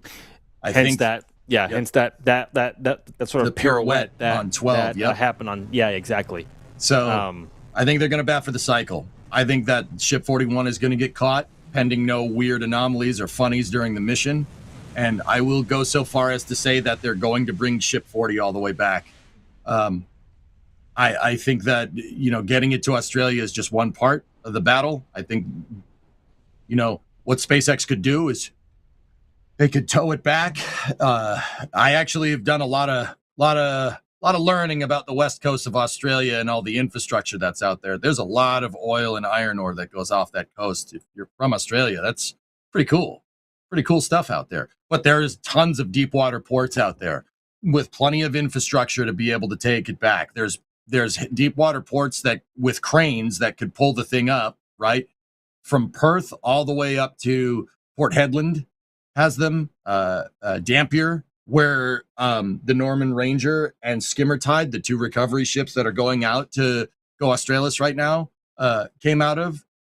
Dampier has plenty of infrastructure to be able to pull one of these things up out of the water. Now, Max, if I had to guess, for recovery operations, I would say that, they're probably going to get Ship 40, get it on terra firma, right? Inspect it, and then try to bring it back later, right? It's not pressing for the ship to make the transit across the ocean or however they want to get that back to Brownsville. It's pressing to get it out of the water. You know what I mean? That's the big one. You want to get it out of the water so you can inspect it, right? And also, so that's time sensitive. But yeah, exactly. I think it's coming back. I think it's coming all the way back. The longer it stays in the water, the longer you risk of any serious corrosion with the salt water that the ocean is obviously full of. I think the stainless can hold up to it, dude. I'd be worried about water getting in the tiles. It's gonna, the more water that salty air splashes on those tiles, the more it absorbs it, and you're not gonna get good-ish data on, like how the tiles actually fared through all this, but it's still worth it. I would still say that it's worth it. Even getting the 6 Raptor engines back is worth it. It's worth it, dude. I mean, those engines have been to space, dude. And if anything, for the heat shield, it works in SpaceX's benefit that it landed on its backside first. Yep. Or it landed on its backside, and its heat shield is facing away from the water. So yes, you'll still have water splashing onto it, but it's not like it's soaking in the water or soaking in the ocean, right? But the thing I've been thinking about recently is they don't have a ship stand in Australia. They don't have a transport stand of any kind to support it once they get it out of the water. So are they going to be just suspending it from cranes? Are they going to be shipping stuff over from the States for it to sit on? Or are they going to, I guess, practice breaking it over for horizontal transport via barge back to California or Starbase, wherever it's going? That all remains to be seen. I don't know. It's one of those things where it's like, no, it's almost like SpaceX is like, man, I didn't think we get this far, huh? Because to this point, no ship has survived the tip over from the splashdown in the ocean yet. Like Ship 40 is the first of its kind. So I think we were all equally surprised to see it not blow up. I remember I was driving from the spot where I was trying to get the shot of the full stack launching in front of the moon, and I was almost back to Highway 4, and I had the live. I was listening to the live stream, and I was listening to Ryan I was listening to Ryan Caton, and I heard it tip over, and then he's like, it didn't blow up. And I like borderline jumped out of the car and was like about to just like scream and like yell and just like do a whole bunch of crazy things. Cause I was just so excited because that hasn't happened before. And that opens up a completely new opportunity for SpaceX to do almost whatever they want with it. Right. So it remains to be seen, but yeah, like Flight 14 ship catch. I like how you put that, EJ. I think SpaceX is going to bat for a cycle and try and catch Ship 41. I like how you put that. Maybe Ship 41. Maybe Ship 41 is the chosen 41.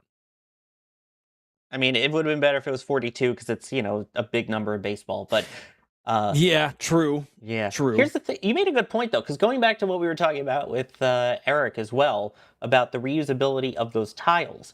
One of the important things that Shuttle had to do was they basically had the waterproofing in them, so they would be fine out in the rain and everything, and then it would re-enter and that stuff would burn away. So if they reflew a tile, they would have to re-inject that material into it. is that something that would have to be done with the Starship ones? Because, I mean, I think, Jay, do we have a picture comparing what the shuttle one looks like versus what the Starship one looked like?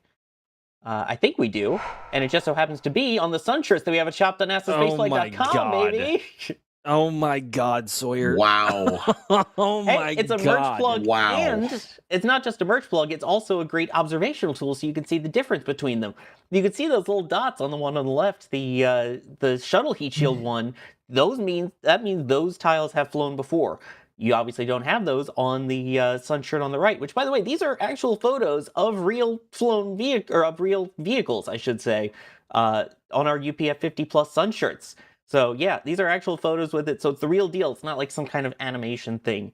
And they're also super lightweight, and you won't get soaked in them because it'll keep you nice and cool and not sunburnt and hopefully not as sweaty.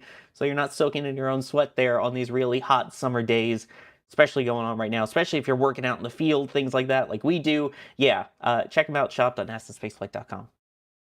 That was insane, Sawyer. Oh my God. Thank you. It worked. It was a great way to show the comparison and plug awesome merch that we really like. I have to give credit where credit is due. That was pretty good.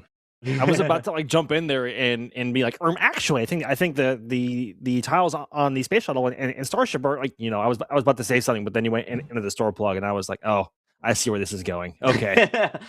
Disregard, abort. No, now you can continue with the actual topic conversation on it. I just needed to bring that in there. Well, no, I mean, I was essentially just going to say that the chemical composition of both tiles, there are probably a lot of similarities between Shuttle and Starship, but also a lot of differences, and I think most of which are proprietary to Starship's composition or SpaceX's composition of it, because obviously decades have passed since the tiles for Shuttle were engineered, right? And there's been a lot of advancements in thermal management, and I think there's a lot of differences between Starship's tiles and the tiles found on the orbiters. But I want to say waterproofing has already been sort of incorporated into the design already, and not having to inject something into it if they want to reuse it. Because if you want to launch in adverse conditions, like Starship will have to eventually, if they want to keep up the flight rate that a SpaceX wants to target, you can't just wait for perfect weather every time. The ships are going to get wet, and they have gotten wet before. I think it was ship 37 before flight 10 that sat in the rain outside Mega Bay 2 for a while I think they were waiting to have it transported to the launch site. So getting wet isn't something that they can necessarily shy away from long term if they want the ships to be as robust as they want them to be. So that's really what I was going to go into. Yeah.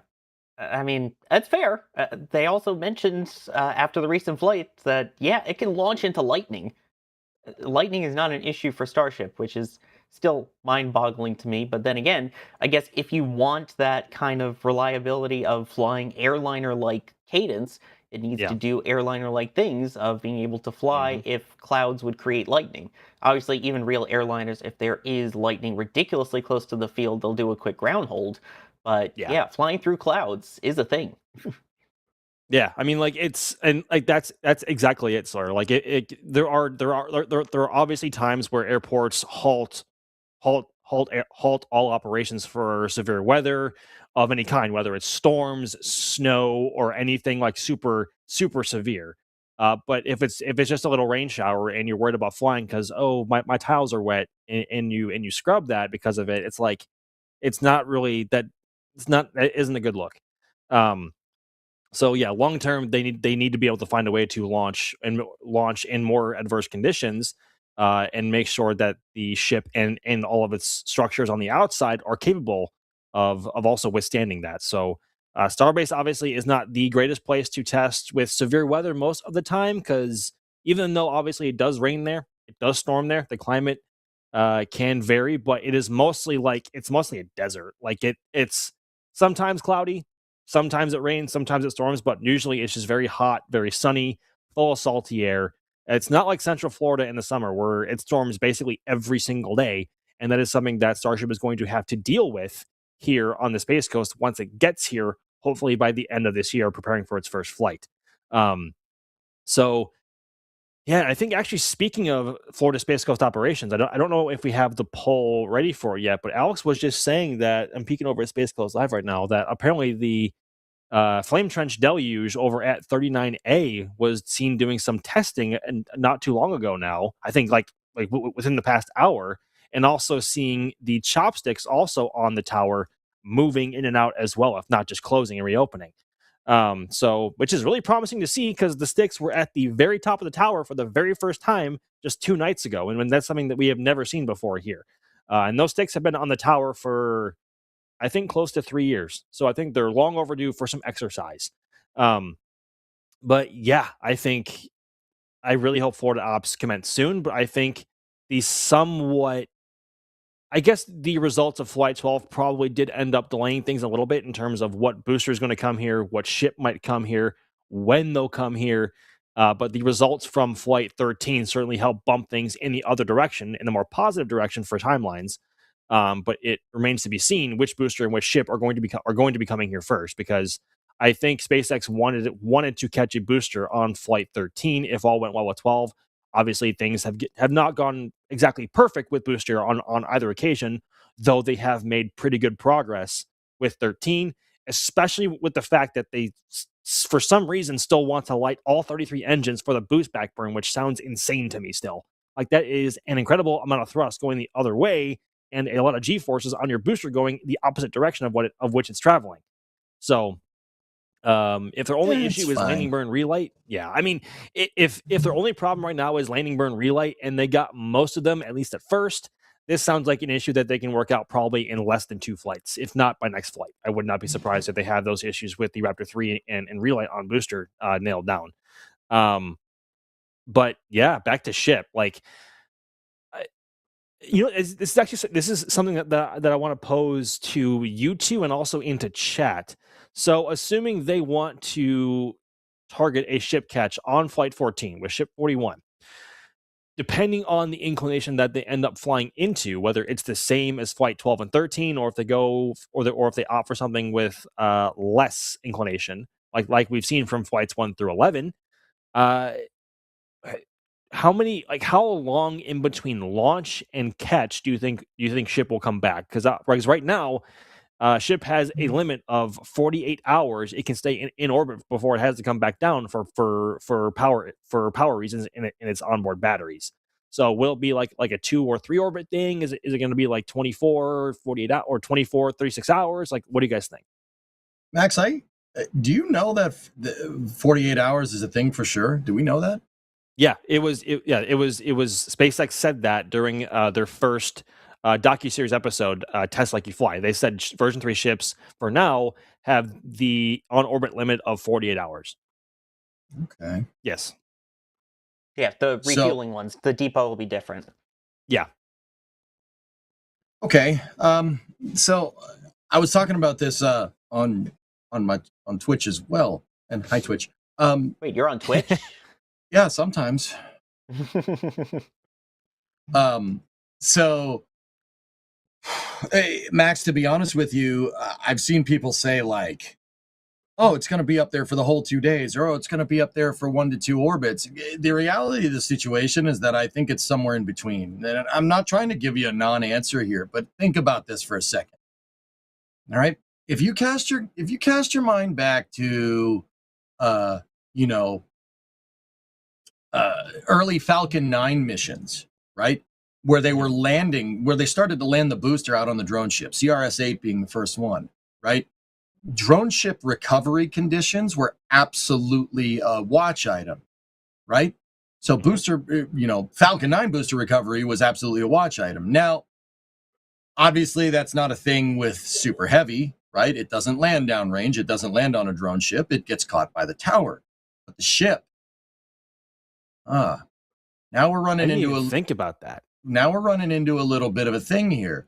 I think if Flight 14 does go for a catch here, you're going to rely on meteorological reports. You'd want, if it's going to stay up there for 48 hours, you just said it, man. Like, out of places like Florida, Texas, the weather changes. It does change. It changes a lot. And then when, I'm not about to dump on weather guys, but Sometimes you get it wrong, okay? And to be fair, I know that that's difficult to predict, but that's exactly what I'm talking about, dude. Weather is difficult to predict more than a week out. It's easy to predict 6 months out. Like in 6 months from now, I could tell you it's going to be January, and in Massachusetts, it's going to be cold. That's great. Not, right? I can tell you that Max in Florida and Sawyer, you guys are both down there. It's 6 months from now, it's probably going to be sunny and 70 with relatively low humidity, right? Like, you know, you can get a good idea a long way out, but predicting the weather, like, you can't give me an answer what the weather's going to be like in 2 weeks definitively, right? It gets harder to predict when you get out of a short-term basis. So what I'm trying to tell you is that there's probably a nominal gap based around whatever recovery windows they can successfully predict. You don't want the ship to come down in the rain. You definitely don't want the ship to come down like SN11 cloudy style, right? No, I mean, I'm not gonna lie. Watching SN15 come out of the clouds for its landing was pretty cool. Kind of sick. That was kind of sick. I'm not gonna lie. And though if SN11 would have been sick if we got to see it. Yeah, but then that's the thing. Like, if we run into an SN11 situation or SN15, we won't really have the best ground tracking assets for our cameras, nor will SpaceX. So I wonder if that's going to be a similar consideration for ship catch, like we saw with the aborted second launch attempt of Flight 13, and that the reason they called the attempt off early was that cloud cover was going to obscure their views of the rocket during the point of flight known as max Q, or the point of maximum aerodynamic pressure, because they wanted to see how the tiles were going to behave on the nose of the ship during the sooner point of max Q, because they were not going to actually bring the thrust back on the Raptors to just like gently push it through max Q. Like, they were going full bore right through it, and they wanted to see how the tiles were going to perform. So I wonder if visibility upwards into the sky is going to play a similar role in them either waving off an attempt for reentry or not. Because I'm not sure how much. If they want to target like 2 or 3 orbits, they have the rest of their 48-hour period to work with. But if they're targeting 24 hours before the orbits line up again or around there, that's half their window gone for ship being in an operable state. So I didn't even think about that, EJ. That's actually a really good point to bring up, is like what are going to be the recovery guidelines, or I guess restrictions. Max, what I was gonna say is that they probably have multiple trajectory options here from SpaceX's GNC team. One of them is probably a 2-orbit recovery contingency. One of them is probably a 6-orbit recovery contingency. One's probably, I don't know, a 20-orbit recovery contingency. There's a lot at play here because it's not just about good launch conditions. In fact, that they might opt to launch in a degraded launch condition to get better recovery optics. So, if they go, let's say they go for a 2-orbit solution here, like 2-orbit trajectory package here, right? Like, that's not what they call it. I don't know what they call it, but let's just say they did do that, right? They might launch in the clouds, but they know, like, because you can predict the weather pretty fairly for on a 24 to 48 hour basis, right? Or at least you could predict the weather for the rest of the day, right? A 2-orbit solution would be 3 hours. 3 hours out, you know what the weather's going to be 3 hours out. Say it's cloudy when they go to launch, and then you obviously want good optics when the thing's coming back down for a ship catch, right? Although, like you said, popping out of the clouds SN15 style would really be cool, but I would want as clear optics as I can get of that thing all the way through. So they might launch in the clouds and then land when the sun's out. It's how many orbits is it going to do? I don't know. Depends on the weather. Is this SN15 or 11 on screen? 15 says in the corner 15. There. Okay. God, the good old days, man. Watch this. Oh my gosh. This is awesome. Thing is, I'm just going to say while we're watching it, bye Jake, I think that at least for the catch portion for the next flight, they're going to want it clear. For future flights, maybe. I think they're not launching unless they have like a 12 to 24 hour window of just clear everything. And again, when you were talking about EJ is climate versus, temperature, it's all different, but still. Sorry, are we all just enjoying 15? Good old Raptor 1s in their just absolute like bag of snakes plumbing arrangement there around the thrust chamber. Yeah, also, was that engine 6-1? Yeah, I hope don't so. know. I couldn't tell what the second number was. Look at how weird Don't. Starship looks without a heat shield on it. That just looks so strange. Now, this is probably what Like Ship depots are going to 26. look like. Yeah. I mean, Ship 26 was ugly, so. No. Don't you dare go there. Don't you dare I already diss went Ship there. 26. I already went there. Long live Ship 26. That is not debatable. Why do you like that thing so much? It's a tube. Why do you hate the thing so much? It's a tube. It didn't fly. It did some testing to test 6-engine Raptor plumbing that SpaceX doesn't even use anymore. It's just a tube. Who cares? No, It's get a that off the test screen. tube that did it. It was the first ship Get to rid of that. perform multiple static fires of I believe all engines. Oh wow! I think Get rid of this. Take it off. it was it was also the first ship to static fire at Massey's. On the test stand that doesn't exist anymore. Shut up. Shish. That wasn't its fault. That was not its fault. Don't you dare go there. All I will say, I am scared for when we get to Ship 46, because SN6 had its thing. Then you go to... Oh, no. There was no 16. Oh, God. There was no 16. 26 there was not. Was scrapped. 36 just blew up because they couldn't static fire in the rain. Oh, my God. My God. You did the thing. Just saying. You did the thing. About those launch dates. Yeah. And so, does that mean Ship 46 is going to be like maybe some HLS hardware that we're going to see? I really hope not. I don't want that to explode. Hey, be nice. Be nice. What do you mean be nice? Aren't you listening to his analogy? So what I'm understanding is keep Jerry Pike away from Ship 46. Got it. Keep Jerry Pike away from any launch infrastructure when his drone's up.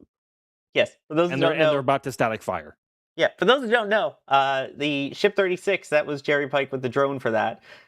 For the New Glenn static fire ahead of its fourth flight was also Jerry Pike with the drone shot. So, yeah. He's 2 for 2 when it comes to putting a drone up for an engine test and the vehicle going kablooey.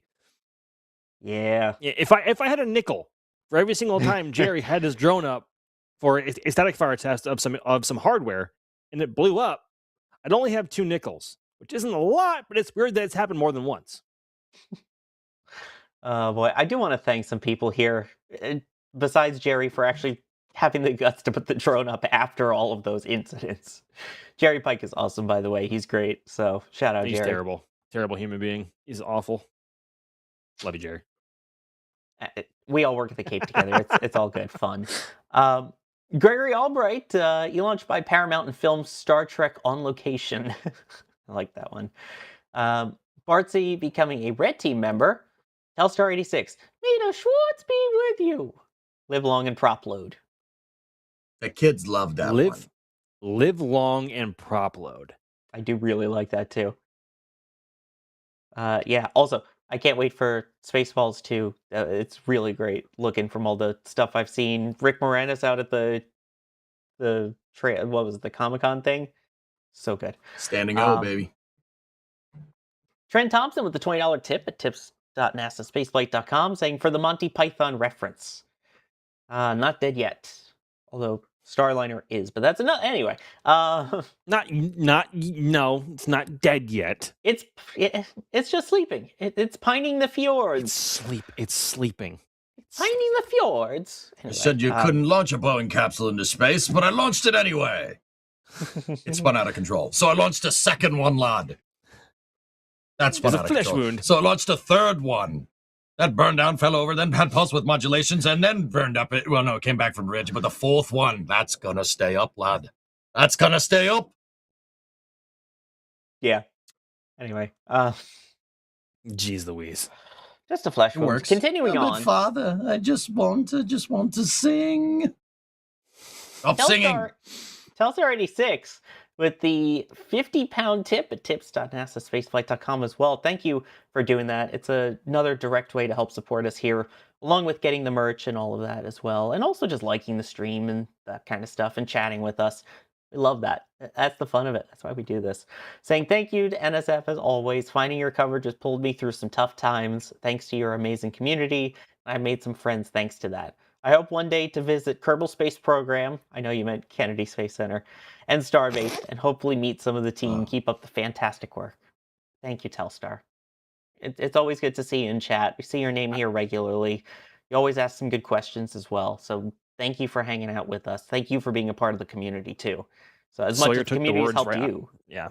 Sawyer took the words right out of my mouth there. Like exactly what he said. Yeah. As much as the community's helped you, you have also helped make the community better too. So thank you. It's the Flame Trench. It's the Flame Trench, guys. So I'm just going to disagree with you both and just say hi, Telstar. Hi. Side note: did anyone catch what that 50 pounds translated into? Yes, I'm not reading it. Yeah, I did the math out. Yeah, nice, lovely. I know. Anyway. I just can't let that. I can't let it die. I'm sorry, bro. I can't let it die. Don't let the flame die out. Please let it. Don't type any of that stuff in chat. You literally made a 6-7 joke earlier in the stream, Sawyer. How dare you say that? How dare you, Sawyer? Think of the children. I disagree because Flame Trench. Anyway, speaking of those good questions, Telstar had one coming in as well, saying, is that 48 hours for battery power or fuel boil-off? Battery. I would presume battery. I mean, boil-off certainly is also a factor there, but I think they'll need more than 48 hours for all the prop to actually boil off like that. But that sounds like it's more of an internal power issue with ship, and that's the batteries. So probably batteries. Boil off is mitigated a little bit with Starship, guys, because the fuel that it's going to need for landing is inside of the header tanks. Header tanks are in the payload bay. So they're not the skin of the tank, with the exception kind of around the LOX nose cone is not really getting heated up by the sun. And remember, the propellant boil off is correlative to temperature, right? If you heat it up to a certain point, the propellants boil. But if you can keep them cool, they're fine. Those header tanks with the payload bay around them basically act like a thermos, right? And that can mitigate boil off. It won't completely get rid of it because of thermal conduction of stainless steel, but it will mitigate it. So the battery power is the law. Here's the launch, I guess. Here you go. Here it is. Crisis. It's loud. Like, I have to say, like, one thing, like, SpaceX's audio this time was absolutely like perfect. Perfect. So was the audio on the NSF stream as well. Just saying. Jay just like nuked our eardrums. It's better than the breaking news stinger nuking. That's fine. Also, yes, Dpod Dolphin Pro in chat is saying 7-6. 7? Can we 767? Can we time him out or remove his moderator privileges? 767, the airplane. I know he was just working on This Week in Spaceflight, which is coming up very soon, as soon as we wrap up the Flame Trench here on the NSF YouTube channel, and you should make sure that you stick around for it, where Alicia will give you the actual serious news of the week and some of the other topics that we didn't really get to touch on. But, sorry, shameless plug. Also, Jay Keegan apologizing, saying, I suffered alongside you with that loud noise. Some men just want to watch the world burn. I'm in the mood to watch that movie. Like, I haven't watched The Dark Knight in a minute. I think tonight's probably the night. I mean, after all the Nolan hype and everything right now with Odysseus or the Odyssey, but yeah, you know what movie you should really watch? You should watch Burt Reynolds in Gator. That'd be a really good movie. It's a really good one. You should watch it. How about no? Why'd you say it like that? That's weird. I can't take you seriously, EJ. Good Lord. Not a lot of people can. Wait, it's true. It's a superpower. Yeah. Yeah. Minus puns. EJ is not being able to be taken seriously. Max is. What's your superpower then, Max? I don't know if I have one. Beards. You. I'll have to think it. No. That's not a superpower. Why not? That's not a superpower. I think it could be. Thanks, Jay. I'm not going to read out what Jay just said in the back channel, but yes. I'm reading chat. Chat, are you ready to fly into a zone of danger? Oh my gosh. These two Telstar. they don't get it. You ready for this one, Max? Telstar 86 says, "Long live Ship 26 in a scrap pile." Sorry, Max. Spicy. How dare you told me like that? That's such. Yep. That's why I waited till it was on the screen to read the second half. Oh boy. Jeff Rowe, thank you for gifting a Red Team membership, and Telstar with a final message for them. Rick Roll program has started. I forgot about that. That's yes. By the way, did you know that they actually removed the video for the Rick Roll on YouTube? It got taken down. No, they didn't. Be quiet. Stop What it. do you mean? You should go check it and watch it. No, they did. EJ dancing there was what looked like a T-Rex trying to do the actual Rickroll dance, literally. And I don't have a wide frame to work with here. What do you want? What is this flame trench turning into? Like this is going downhill rapidly.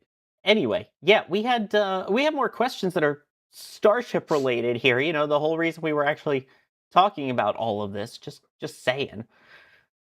Let's see here. Datao is wondering, how will they save the ship after catch? Like, they lowered the booster on the orbital launch mount, but they can't do that with the ship, can they? I mean, just let the propellant boil off. Essentially, just open up the valves and let the propellant go. You could try attaching the ship QD, but there's no actual hook to secure the ship onto. So if they try to attach the ship QD and push on it, it could tilt the ship a little bit and not create such a good connection. So they, I guess in theory, could try that if they had a way.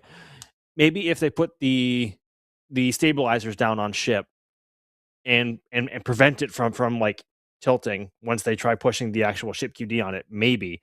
But my gut tells me that they'll just try and let the propellant boil off from both the main tanks and also the headers. Or just dump them, or just open the valves and do a quick open the valves on the Raptors and do a quick spin prime, just flow everything through it. What? Maybe not, because it's probably super hot down there. Don't do that. Actually, never mind. Don't do that. Terrible idea. I'm not an engineer. Fellas, what? Yes. Just do whatever you did with Ship 40. That's clearly working. Hello? Just letting it sit. Just let it sit. The big. If we look at the landing footage again, there's a big fireball that comes out the front. That's the header tanks venting down. Yeah. Whatever that is good enough for passivation for the Starship to be battered by the sea for a week. I'm pretty sure that system will work correctly. Just once it's sitting there on the chopsticks, just let it sit there. Now, I'd be kind of interested to see what happens when those vent lines go after a ship catch and it sprays a bunch of flames at the tower. But that would look sick. I'm not gonna lie, that would be sick. Just catch it and hold it there. And in the future, if there's a super heavy already stacked on the pad and you do the catch, right? Just crown it, put it back together, hook up the SQD, call it a day. But these initial flights or flights that are coming back that don't have a super heavy, just let it sit there for a second. But right? How long am I overthinking this? How long can it hold on the chopsticks is what I'm wondering. Because, I mean, a normal lift procedure for that, it's maybe holding on to the weight of the ship for a couple hours. And that's not after having it be caught. So I don't know if that matters. Because, of course, obviously it has to be passivated and safed before you can bring in the transport stand and lower it. I don't think that's going to be an issue as to how long they can hold it on the sticks. I mean, the draw works are pretty strong, and the actual carriage system is pretty strong as well. I don't think holding it is going to be that big of an issue. They held on to booster 12 at pad 1 for a while before they tried lowering it onto the launch mount. So yeah, Alex saying that booster 12 stayed on the sticks for 3 to 4 hours before they tried lowering it onto the old launch mount at pad 1. And also the sticks weigh less on pad 2 because they're shorter, and it's a more updated and more modern drawwork system compared to Tower 1, and has also seen a lot less abuse. So I don't think there's going to be a super like low time limit, or even a time limit, or even a time limit at all for how long they can hold ship out there should they need to. So I mean, ship weighs a lot less than a booster does anyway. So I don't think that's going to be that big of a concern. Yeah, I mean, think they'll just let it sit there and then put it back down onto the stand. Yeah. Here's the thing, by the way, you mentioned the sticks. That reminded me of something we mentioned earlier. We do now have the video from all the testing that they've been doing over at the Starship Tower at 39A. Yes. We got two of the Florida guys here. How could we not talk about Florida Starship? So we had the sticks that were moving up the last couple days, and doing some opening, closing, and deluge. Check this out. Water. By the way, this is our first time seeing it. We were just told in the back channel. So this is the deluge. Okay. And you can see some mist over there above the tree line there. So that would be trench deluge. Look at that. Yeah, we haven't seen the top deck yet. Have we seen the top deck? No, not yet. They still have some work left to do on the surface, especially with the BQD covers up there or the booster quick disconnects. Before we see the top deck, but we're not too far off from seeing that, I suspect. Yeah, I know it looked like they were lifting some QD hardware earlier. It seemed like they started lifting it and stopped, but yeah, that's been like a theme though. Like they did that, I think last week or the week before also with that as well. Whether that's just fit checks or what, I have no idea. Yeah, I'm not sure. But, I mean, in terms of progress now, we saw a couple days ago, as you mentioned, the sticks finally made it all the way to the top. Prior to that, the only way they had moved before, obviously we've seen a little bit more movement now, but it used to just be if they moved, it was because a crane moved them, not the system actually doing what it's supposed to do and lifting the sticks up and down. Yep, exactly. So where do you think we're at then in terms of readiness for a vehicle out at 39A? I think we're probably a couple months away, at least. Anywhere from for the pad to be ready to receive a vehicle, probably 2 to 3 months. EJ? Ding, ding. Max? EJ? I disagree. Oh, do you? And he runs away. Yeah, I saw someone said we should have merch. Someone said we should have merch because Flame Trench. I disagree. Oh, that's a good dude. That's a good idea. Now that's merch I can get behind. Why do you disagree, EJ? Now I want to hear this. Now you have to explain yourself. Dude, the transport stools are already there.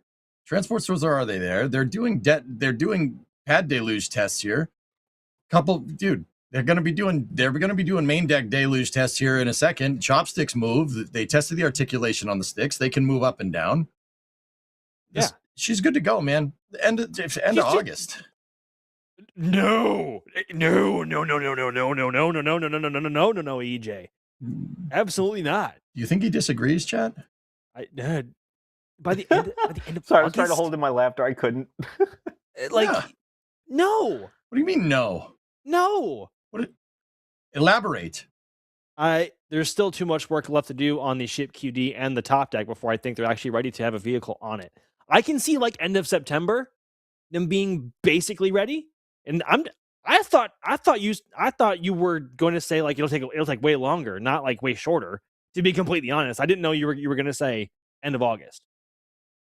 I admire the optimism. I really do, but I can see end of September for sure. You said 3 months to start this, though. I said 2 to 3 months. Oh yeah, leave yourself a convenient out. I said 2 to 3 months. Chat, back me up. I said 2 to 3 months.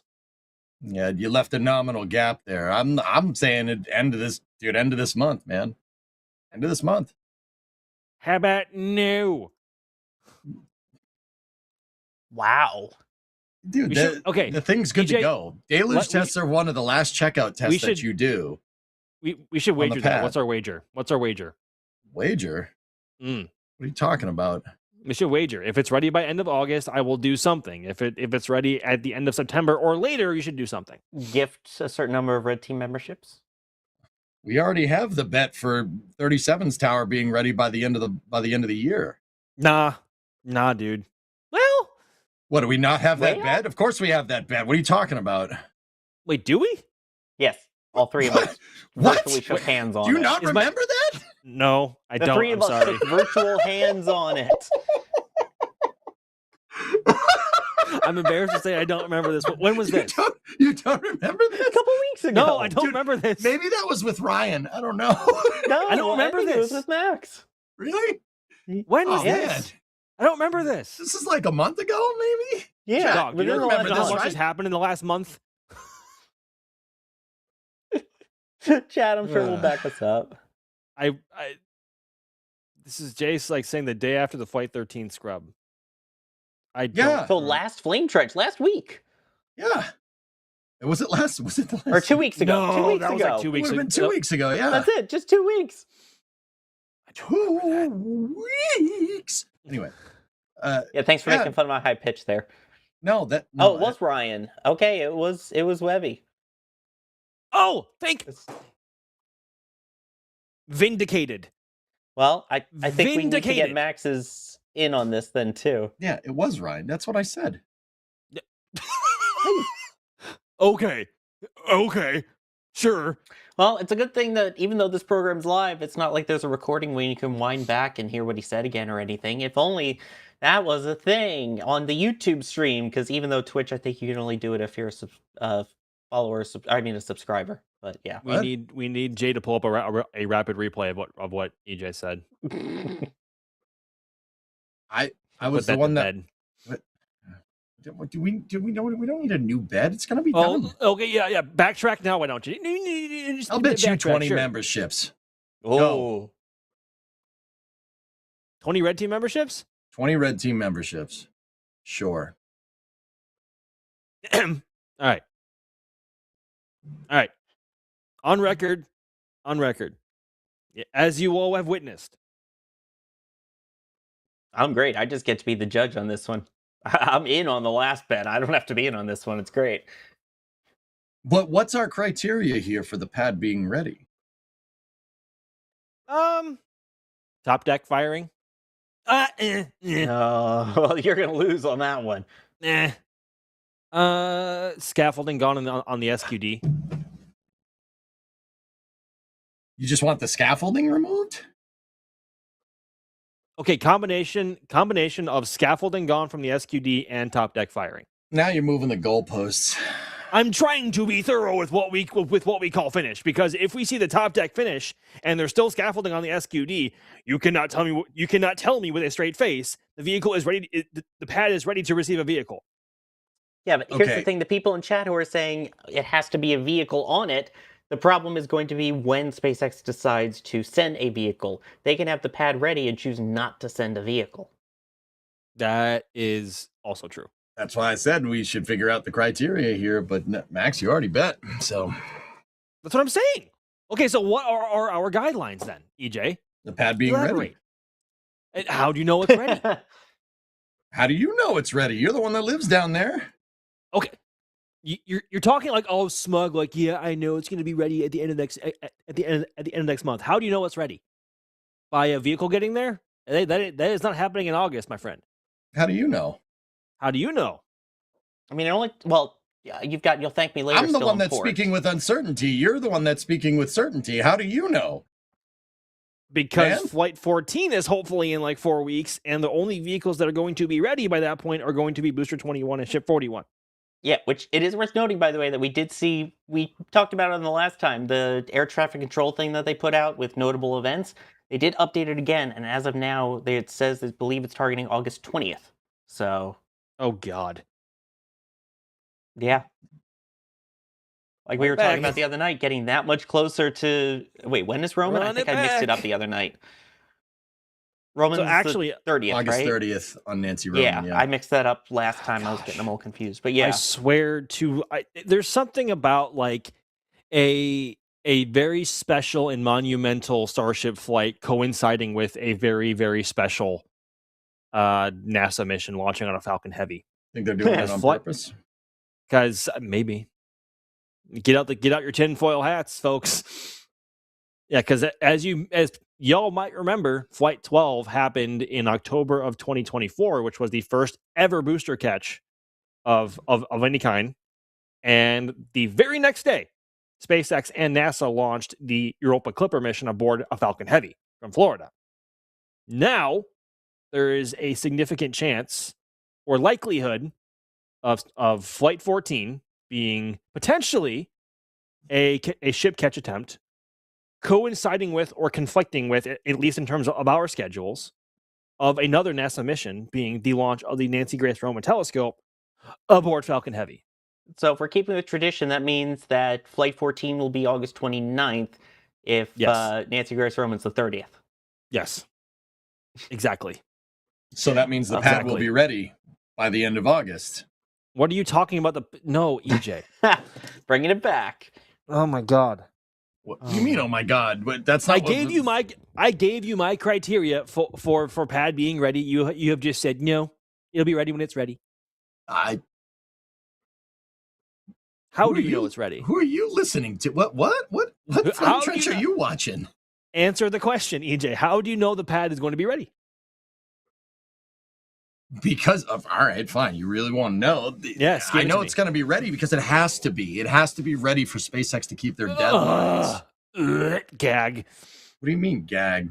Gag. When Shotwell said end of the summer for a flight out of the Cape. With what vehicles? Starship? She said Flight 15. She was very specific about this. Like, yes, but which ship and which booster? It would be ship 42 and booster 22. And how are those coming along?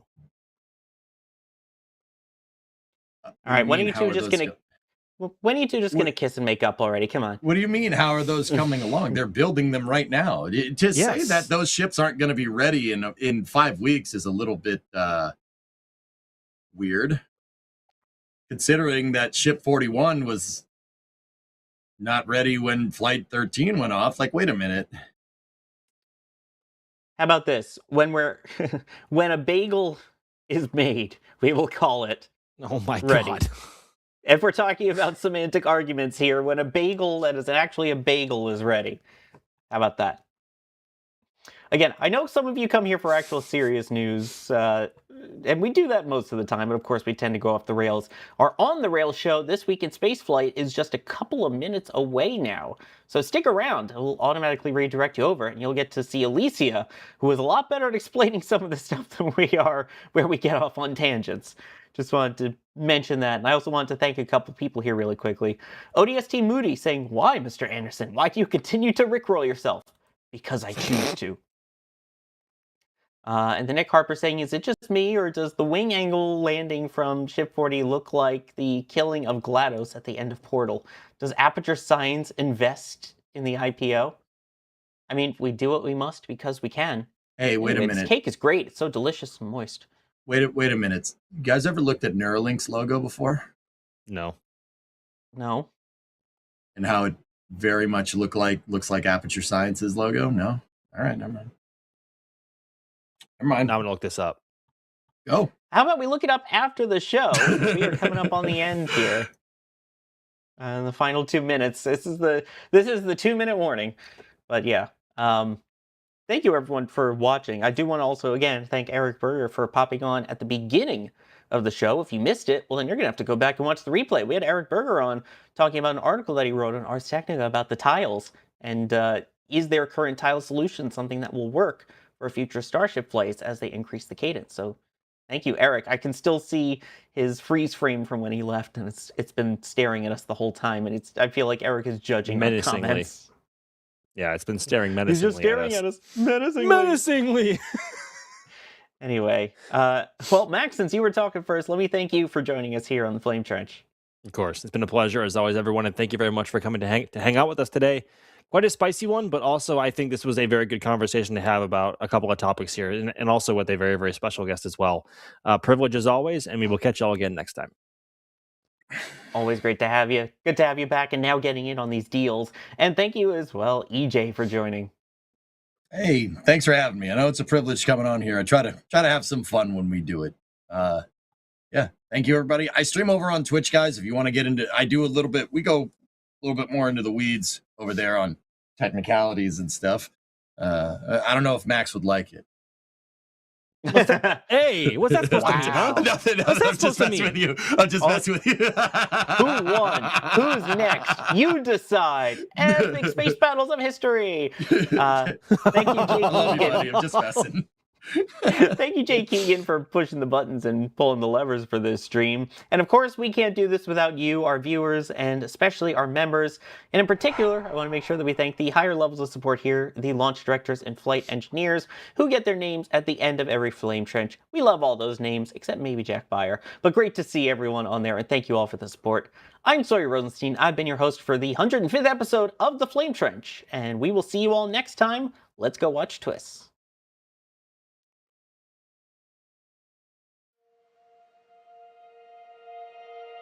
And here we go.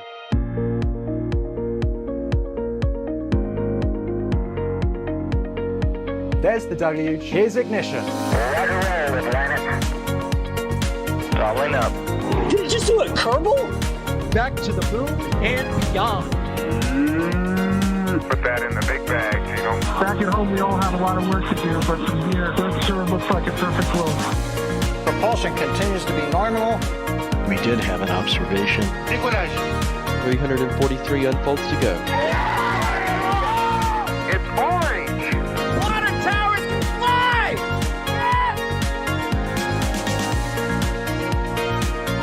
Bingo! Right in the center. Where's Jacqueline? There it is! That was surreal. That's not what we want to see. No. Oh my God. Yikes. You bet. We don't need any more of these.